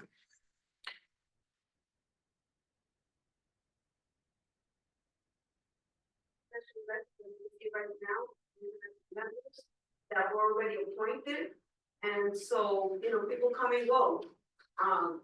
But we mainly have, appointments in May.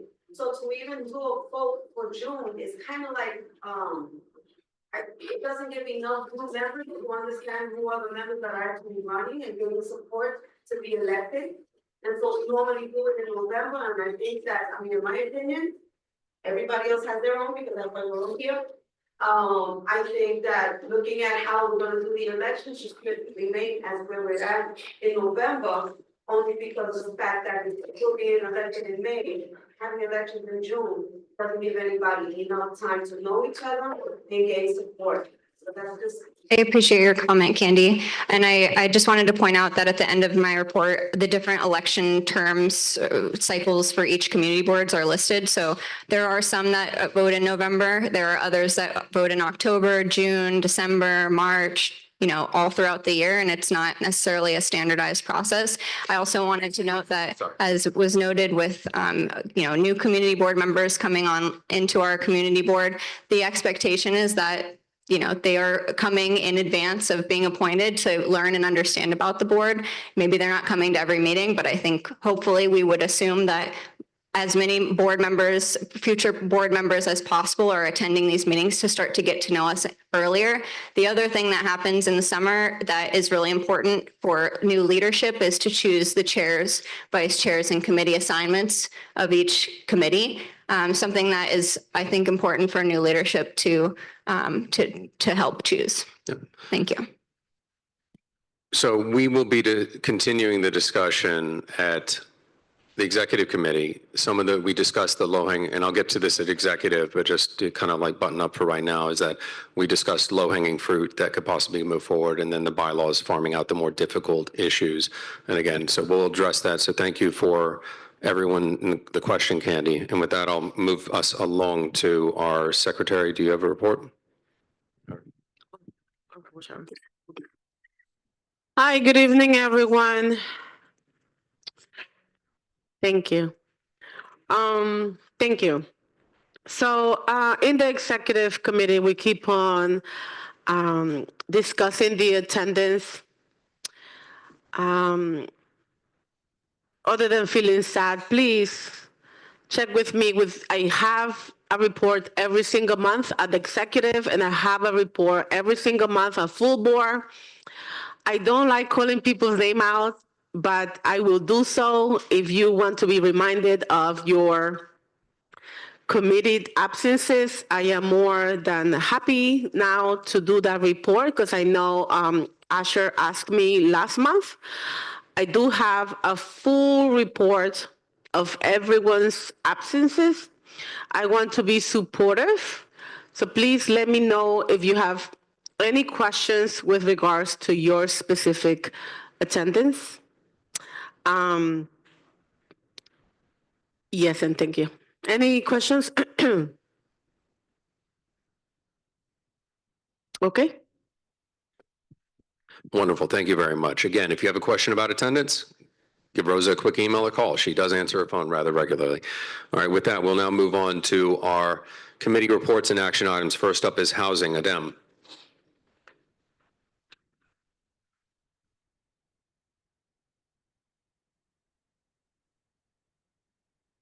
All right, good evening, everyone. It's pretty much for informational purposes. What I'm going to start doing is I'm just going to maybe put an email together every once in a while, kind of with what we're working on and share with the board, so I don't have to waste everyone's time here. I will just say that we did do a walkthrough of Wagner on March 1st. It was a long walkthrough. It was really good. I realize you don't have to get in, and I mean, I think we all know that you don't even have to get into the units to start to understand the challenges that these developments face. One of the things that, and I spent a good portion of the morning with Diane Lopez, the tenant association president. There's I don't know how many people are familiar with 120th and Pleasant. It's a three-way intersection. There's no traffic lights there. You got cars coming this way, cars coming this way, cars coming this way. You have like 3 or 4 schools within a block. I told her that I would do my best. Obviously, that doesn't fall under my committee, but I've been talking to Jose, who's still the vice chair of public safety, and we're working on trying to get some streetlights there. The goal there is when I meet with these tenant leaders, and I want them to see that there's something that comes out of these. I don't just want these walkthroughs to be for nothing. Same thing with the resolution we passed last month. Gonna find out if anybody's reached out. If not, I'm gonna start reaching out to our electeds and seeing where they stand with our resolutions. You know, that's about it. All right, thank you. Thank you, Adam. All right, next up is licenses and permits.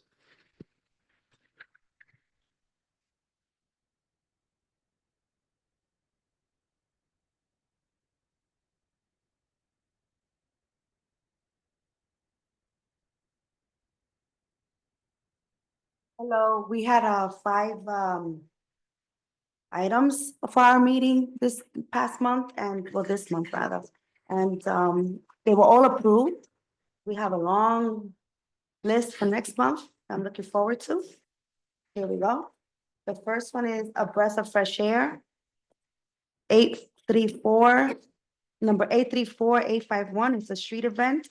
April 26, 2025. The setup is 8 a.m. Breakdown is 7:30 p.m. Located on 106th Street between 3rd and Park Avenue. It's a full street closure. The applicant is Mariel de la Cruz. Sponsors Energy Vision. The committee recommends that this application be approved. Motion to approve was made by Judith Febraro, second by Carlos Diaz, and passed unanimously. The second one is Cinco de Mayo Fiesta, number 826038, is a single block festival, May 4th, 2025. The setup is 7 a.m., breakdown is 6 p.m. Location is 116th Street between 3rd and 2nd. Full street closure. Applicant is Alex Garcia. Sponsor Mexican Folkloric Dance Society of New York. The committee recommends that this application be approved. Motion to approve was made by Judith Ferrero, second by Anne Marie Vasquez, and passed unanimously. Third one is 2025 Harlem Skyscraper Cycling Classic, number 823915. It's a single block festival. June 15, 2025. Setup is 6 a.m. Breakdown is 8 p.m. Location is Morris Park West between West 122nd Street and West 123rd Street. Partial closing of Madison Avenue between 120th and 124th Street. It's a full street closure. Applicant is Richard Marks. Team Unity Incorporated is the sponsor. The committee recommends that this application be approved. Motion to approve was made by Carlos Diaz, second by Nye Whitaker, and passed unanimously. Fourth is 2025 Harlem Skyscraper Cycling Classic, number 823917. It's a street event, June 15, 2025. Setup is 6 a.m., breakdown is 6 p.m. Locations Morris Park West between West, why am I repeat? Is this a repeat? No, right? Hold on. No, it's two separate. Oh, okay, sorry. Where was I? So it's between 124th Street and 120th Street and West Side. Partial closing Madison Avenue between 116th Street and 124th Street. It's a sidewalk and street closure. Richard Marks is the applicant and sponsored by Team Unity Incorporated. The committee recommends that this application be approved. Motion to approve was made by Carlos Diaz, second by Nye Whitaker, and passed unanimously. And last but not least, fifth is Mount Sinai Green Market Wednesday, number 818264, Farmers Market Wednesdays, June 18, 2025. Setup is 6 a.m. Breakdown is November 26, 2025 at 6 p.m. Locations Madison Avenue between 98th Street and 99th Street. It's a sidewalk and curb lane closure. Applicant is Kathy Chambers, sponsored by Council of the Environment, Inc., doing business as Grow New York City. The committee recommends that this application be approved. Motion to approve was made by Judith Ferraro, second by Wanda Hopkins, and passed unanimously. Great. And that's it. Thank you. Malik? So, Oh. yes, I will take, and this is because we're bundling it. It's a new motion, so I would have to have a first and second. So Malik, motions to approve for 1 through 5. The second, I've got too many hands. I saw Isaac's go up first, so I'm going to give it to Isaac. So all those in favor? Any opposed? Any abstentions? The motion carries. Which one are you number 1? So let the record show Present not voting for number one, the breath of fresh air, Jessica Morris. Thank you. With that, we'll move on to Environment, Open Space and Parks. Okay, good evening, everyone. For Environment, Open Space and Parks, we have a motion that was made by Connie Lee to provide a letter of support for the proposed water table public arts installation on Pier 107, Bobby Warner Walk. The letter was to be submitted to the New York City Public Design Commission. The motion was seconded by myself, Rosa Diaz, and passed unanimously. Also, I just want to, so you guys can know, right? The National Register nomination for Marcus Garvey Park was held on March the 12th, and the vote passed unanimously. So yay for us. And last, we are tabling for the A Breath of Fresh Air on April 26th. And I'm already in contact with Taina, so everyone is welcome, by the way. I already sent out the logo and everything. Any questions? Yes, Malik and Emery. Malik, your question. Huh? Emery, your question.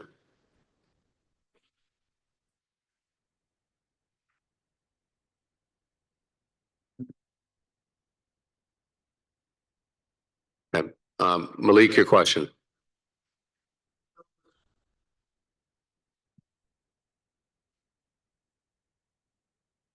Yes, thank you, Malik.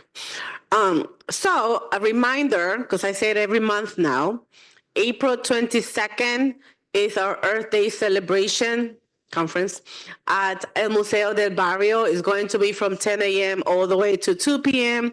Please join organizations and stakeholders. We're already sent out emails.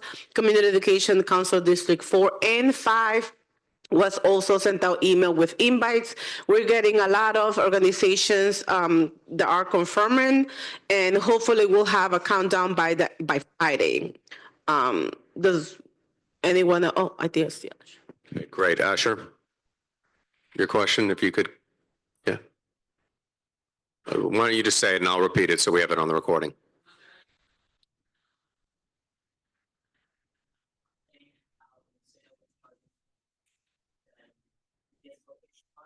So was there any resolution on to the funding and how El Museo is charging a higher rate? I guess if there's been a status update on that.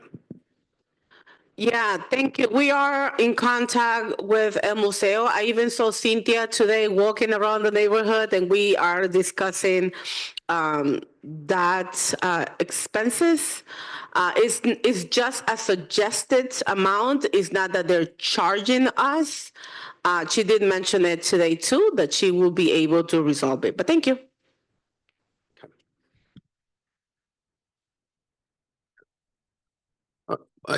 I can't hear you. I said the way it was bringing that executive, I just want clarification because it may seem like we're being charged. Okay, thank you. With that, we had a motion made by Connie Lee to provide a letter of support for the proposed water table public art installation on Pier 107 Bobby Wagner Walk.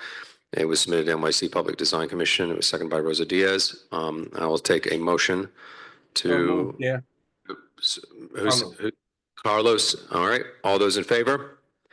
Any opposed? Any abstentions? The motion carries. Thank you. Human Services. Peace and blessings, everybody.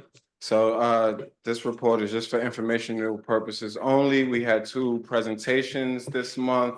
First was from the Argis community about their capital project. They are doing a full renovation on their rehabilitation and residential space. They're going to be discontinuing their outpatient program and keeping everything in-house and enhancing the living conditions for the folks that are there already. The second presentation we had was from a new organization to this community called Power in the Shower. So they actually have, they're right now in Connecticut, Jersey, and New York City, mostly in the Bronx. They actually have a truck that goes around and it has a shower in it for people who are, not able to, access showers. Nice shirt. So it's a beautiful program, but the gentleman is requesting a letter of support from us to be able to apply for funding to bring that into East Harlem. And that would be a great resource for East Harlem to be able to have that mobile shower unit present. It wouldn't be like housed at one location. It would visit different locations as requested. And as organizations can pay. So if an organization can pay, they can have them come there, or they would make their rounds with different locations based on how the community advised them. So those were the two presentations. I spoke briefly about an application so I'm also a minister at Mount Zion AME Church, where we have another church youth and family outreach, our community outreach ministry. We are organizing and planning with our community residents in open streets for this summer on 115th Street between Madison and Park Avenue. I won't take up, I got 54 seconds, great.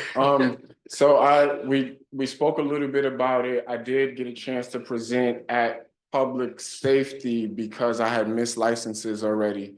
I was strongly advised to reach out to Candy, who I did, and I'm happy to be working with her and other folks on that block. But we've been getting signatures from community members. We did present at the community board. So we're doing our work to be able to really activate that street. And if you know that block, there's a lot going on that block, so it would be great to have open streets there. So that concludes my report. I'll actually do more of a full report, rather presentation on the open streets at the next Human Services Committee. Yes, I see hands. Anne Marie? Yes. Yes, ma'am. Lord willing, it will be on 115th Street between Park and Madison. Yep. That's right in front of, where Eddie's office is at, where the block association, yeah. Second question is, who can I reach out to for the power shower? I have a lot of electricity. Gotcha. Yeah, let me know. I can.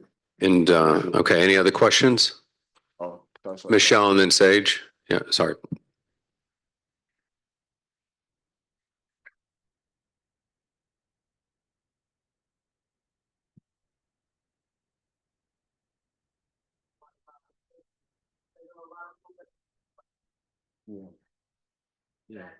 I imagine so. Power in the shower. I imagine so because they give hygienic kits to men and women, so I imagine if we connected, then they could let you know specifically what they are looking for, what they need, and I'm sure that no one's not taking donations. We'll talk about it later. Sage.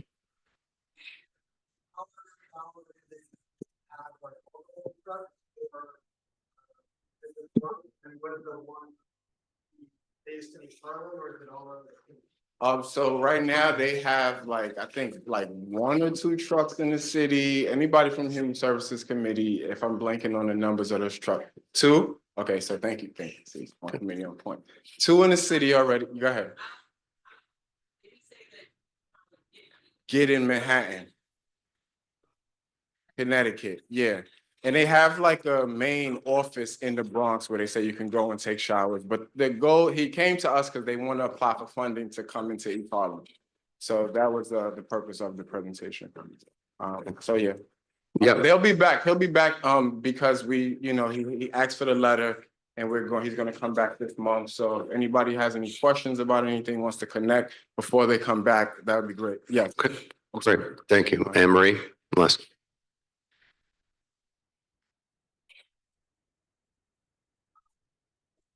Yeah, so that's how, yep, perfect, thank you. And I have one question, correct me if I'm wrong, but they don't put a time limit on the shower. They do not put a time limit on the shower, and one of the things they also acknowledged was the therapeutic aspect of taking a shower. And that sometimes folks are dealing with body pains, and to be able to take those hot showers for long periods of time, it is actually very soothing for their body. So yes, thank you for bringing that. Okay, thank you. Do you mind if I'm? More hands. Jessica, one last question. So it's going to be, the goal is to do it.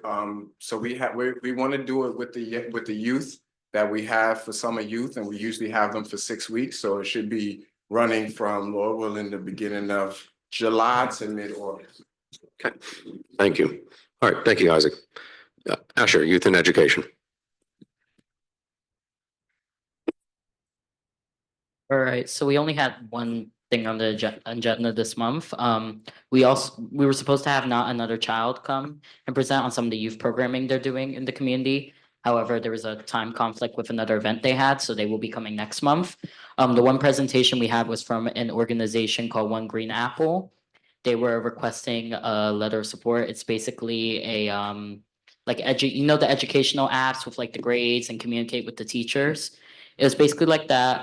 The committee had some little concerns about the way it was formatted, but we knew it was all in good faith. They want a letter of support, so we told them to come back next month so the committee can do a little bit more research. And they basically want to get into, they did a pilot in Queens and they want to get into schools in East Harlem. So yeah, that's about it. Okay, any questions? Okay, thank you, Ash. Wonderful. Land use, landmarks and planning. Jason? Kenneth is not here. Well, Jason was here earlier. Okay, I will put that, we'll come back to that until he comes back. Public safety and transportation, Michelle.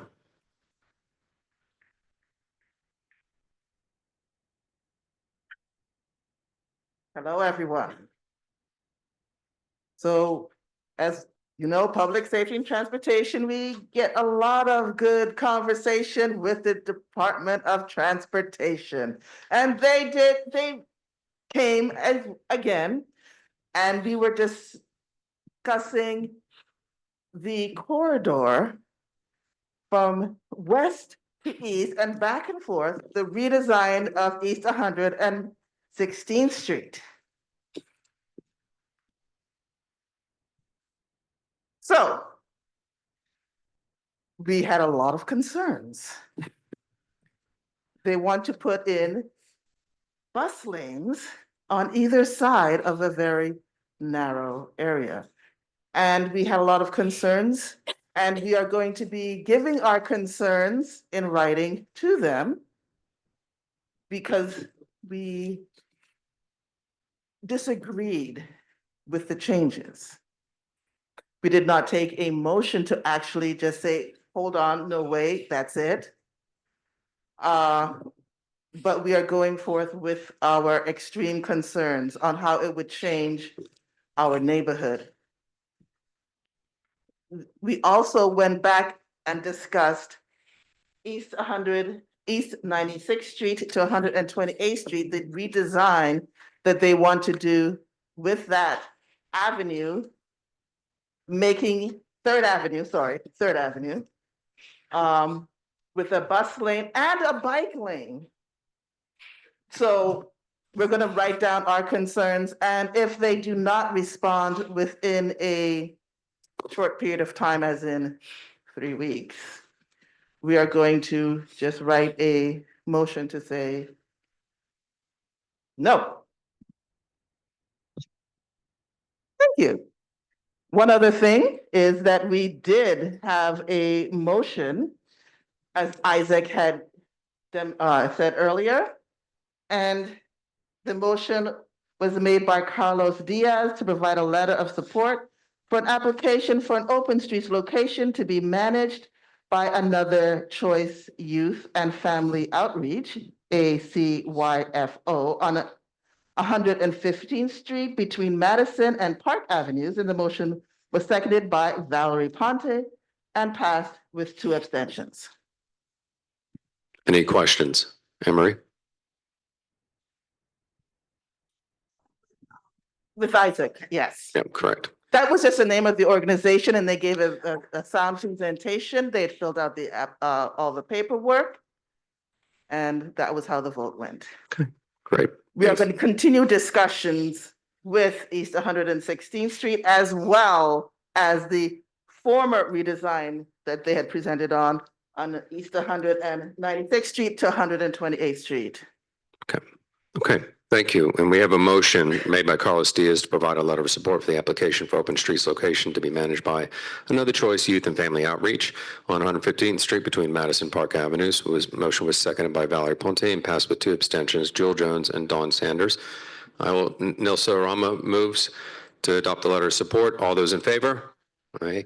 Any opposed? Any abstentions? Present not voting, Isaac Scott. I see a hand. Is that an abstention?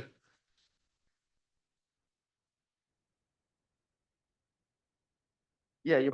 So, yeah, you're not on the application technically, so no. So, yes, is that Jewel? Abstention. Abstention with Jewel.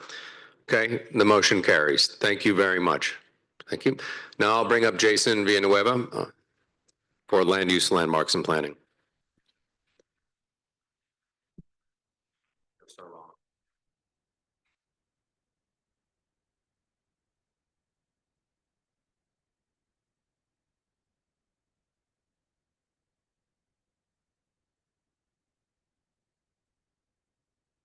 Good evening, family. Jason.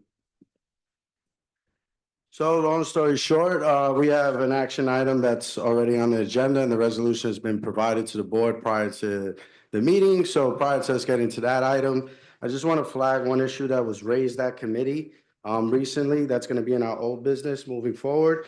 And it has to do with a demolition permit that was filed for 442 East 119th Street and 442 East 119th Street with the Department of Buildings as it relates to Roman Catholic Church of St. Paul and Holy Rosary building. So just wanted to notify the board that that's something that we'll be discussing next month at our land use meeting, and it's in relationship to our efforts with landmarks and preservation in the district. So for our action item, this has to do with the ULUB item as it relates to the Carmen Villegas apartments. So the motion was made by Candy Vives Vasquez to recommend approval with conditions of land use applications, which are provided in your minutes and agenda, and the proposed Carmen Villegas Apartments Senior Housing Development Project. The motion was seconded by Adam Brija and passed unanimously. Any questions? Isaac, you have a question? Okay, yeah, entertain a motion to support by Isaac Scott to support the approval of the Carmen Villegas project land use application 250147 ZRM, 250148 ZMM, 250149 PPM, and 250150 PQM. All those in favor? Aye. Any opposed? Any abstentions? The motion carries. Wait, there was a question? Oh, Michelle, I did not see your hand. What was your question? It's in the resolution that's a part of the package here. Would you mind just give? Read it. I don't have it on me. They pertain to local hiring and workforce development in the community. So with that, if there are no objections, the motion carried. All right, thank you. Thank you very much. All right, next we have economic development and culture.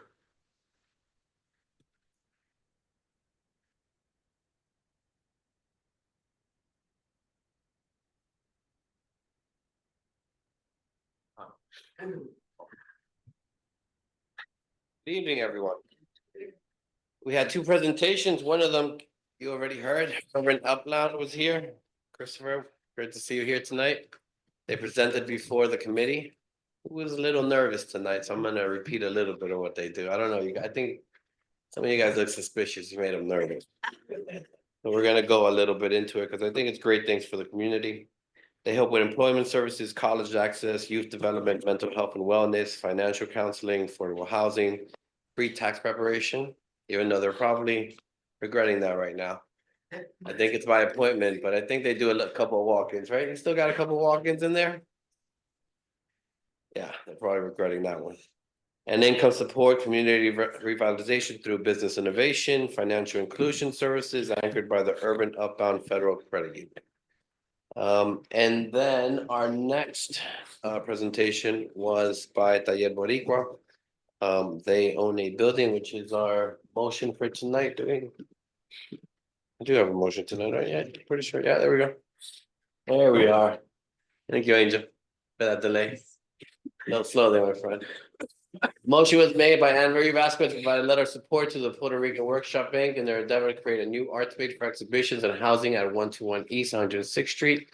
For those of you who are not familiar with the Rico, they've been working in the city for art space and for art purposes for many years, many decades.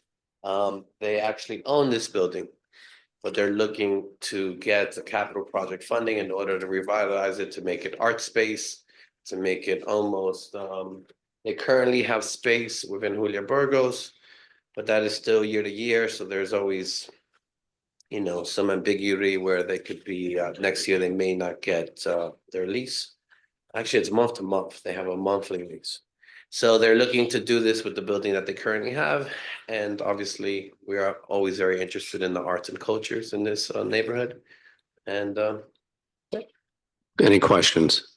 not from Rosa. Questions, Michelle, your question? No, we have a question. Rosa, you had a question? You have a question, Jessica.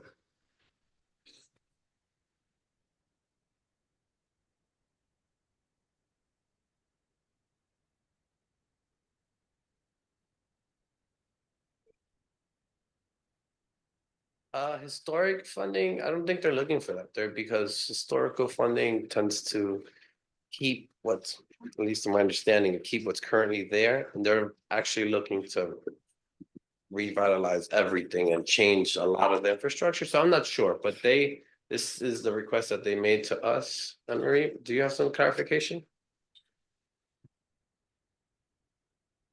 They have a print shop on the bottom and they have art space up top. Now, that's what they currently have there. They're looking to do more of a museum-ish and exhibition spaces, and also keep some of the art space.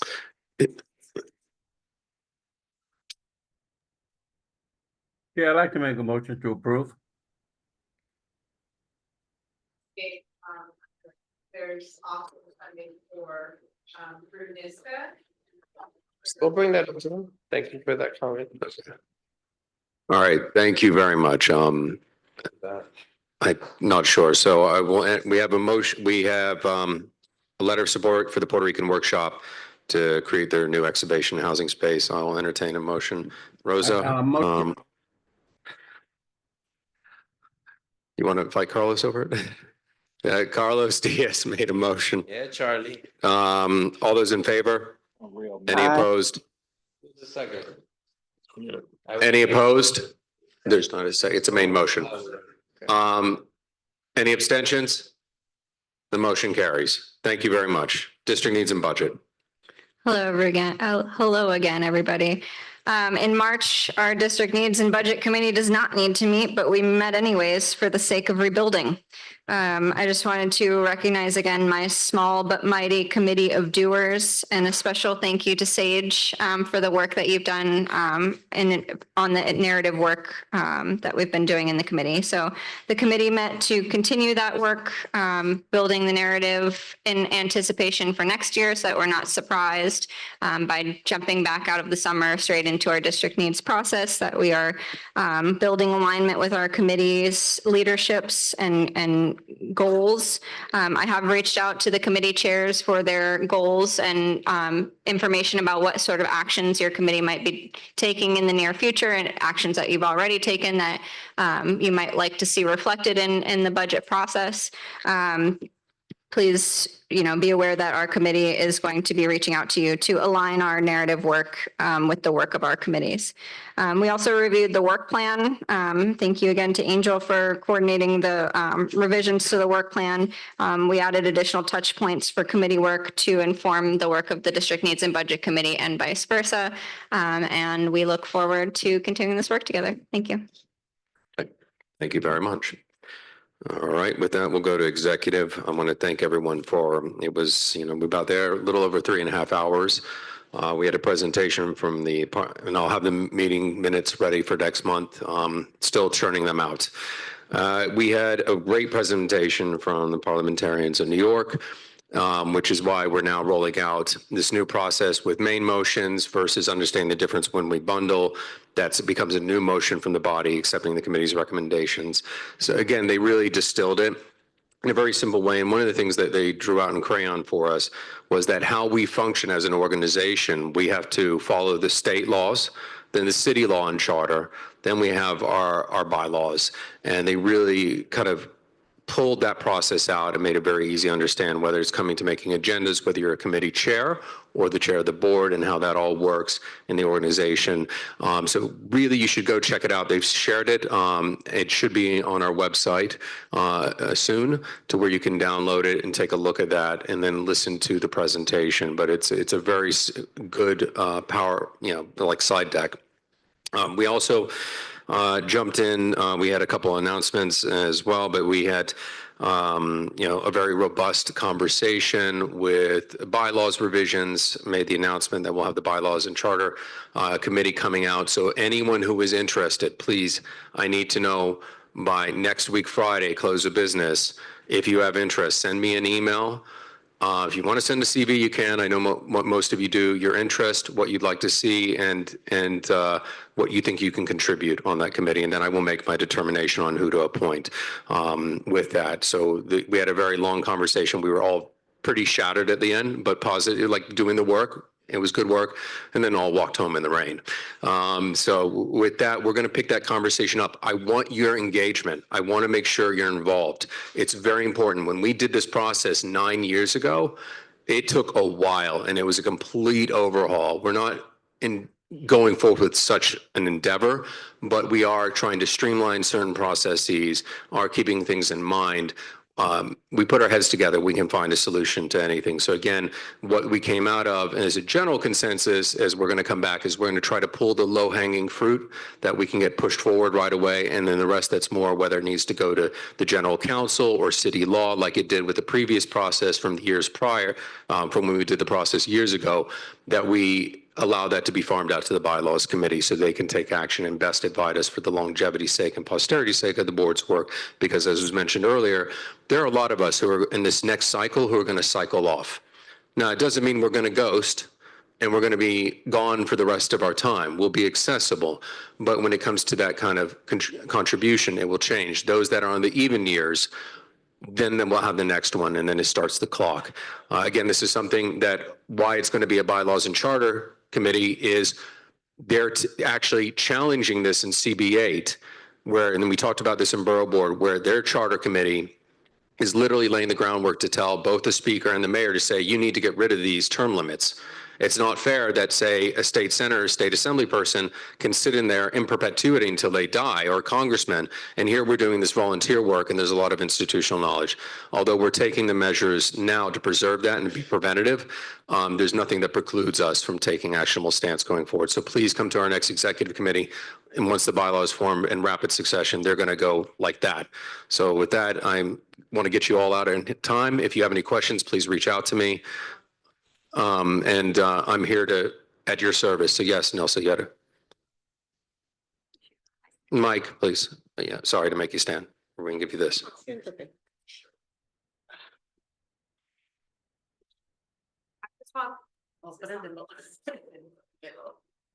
Hello. Okay. Hi. No, I just wanted just a little bit of clarity on the bylaws committee, because you had spoken about forming a bylaws committee. But as you mentioned, the low hanging fruit. So this is something that it's my understanding we're going to discuss in executive next time. But the low hanging fruit, I got the impression that the executive committee, depending on what it is, can move certain things forward.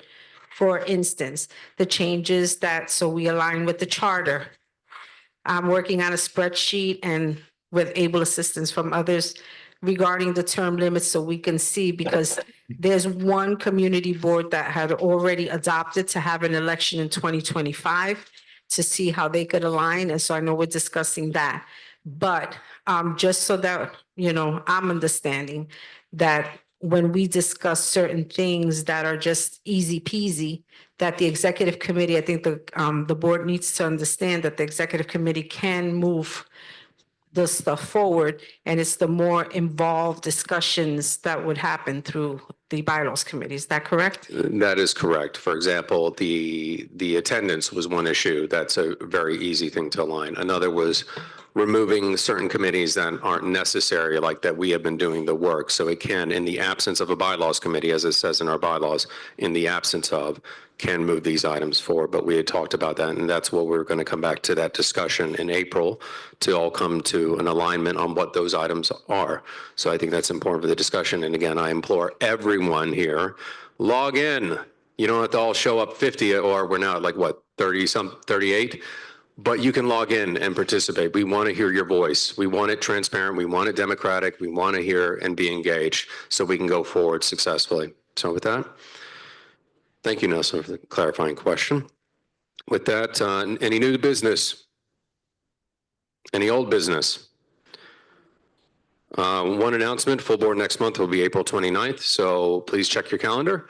Also, too, I know Public Safety and Transportation is trying to move things around as well, but they have their meeting right now on the calendar. But again, just make sure you check the calendar on a regular basis. And Adem.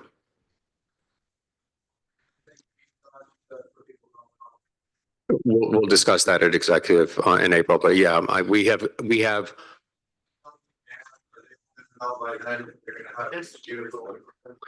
We'll reach out to them. Let me just talk to Angel about that and double check. But we have been accommodative when we've made these transitions. So thank you very much. With that, I'll take roll. Or Rosa. And also, it is on the website, like the calendar, every single date, everything is on the website. It's not new. Okay, Jose Altamirano. Thank you. Marcel Bondima. Thank you. Adem Brija. Thank you. Kenneth Crouch. Absent. Carlos Diaz. Present. Thank you. Rosa Diaz is myself. Jessica Elliott. Thank you. Judith Febraro. Thank you. Arnice Foster Hernandez. Thank you. David Giordano. Thank you. John Green. Here. Thank you. Pascal Hanu. Thank you. Wanda Hopkins. Present. Thank you. Christina Johnson. Present. Thank you. Jewel Jones. Thank you. Sage Mason. Thank you. Malik McCullough. Thank you. Jennifer Meyer. Absent. Jessica Morris. Thank you. Nilsa Orama. Thank you. Beverly Pavon.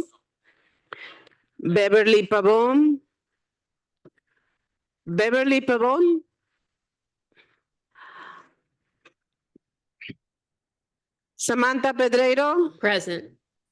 Thank you. Valerie Ponti. Thank you. Asher Rodriguez. Thank you. Don Sanders.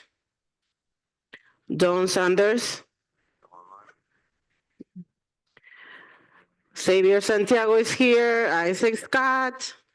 Thank you. Russell Schuller. Thank you. Loretta So. Thank you. Derek Stampone. Thank you. Alida Chickambull.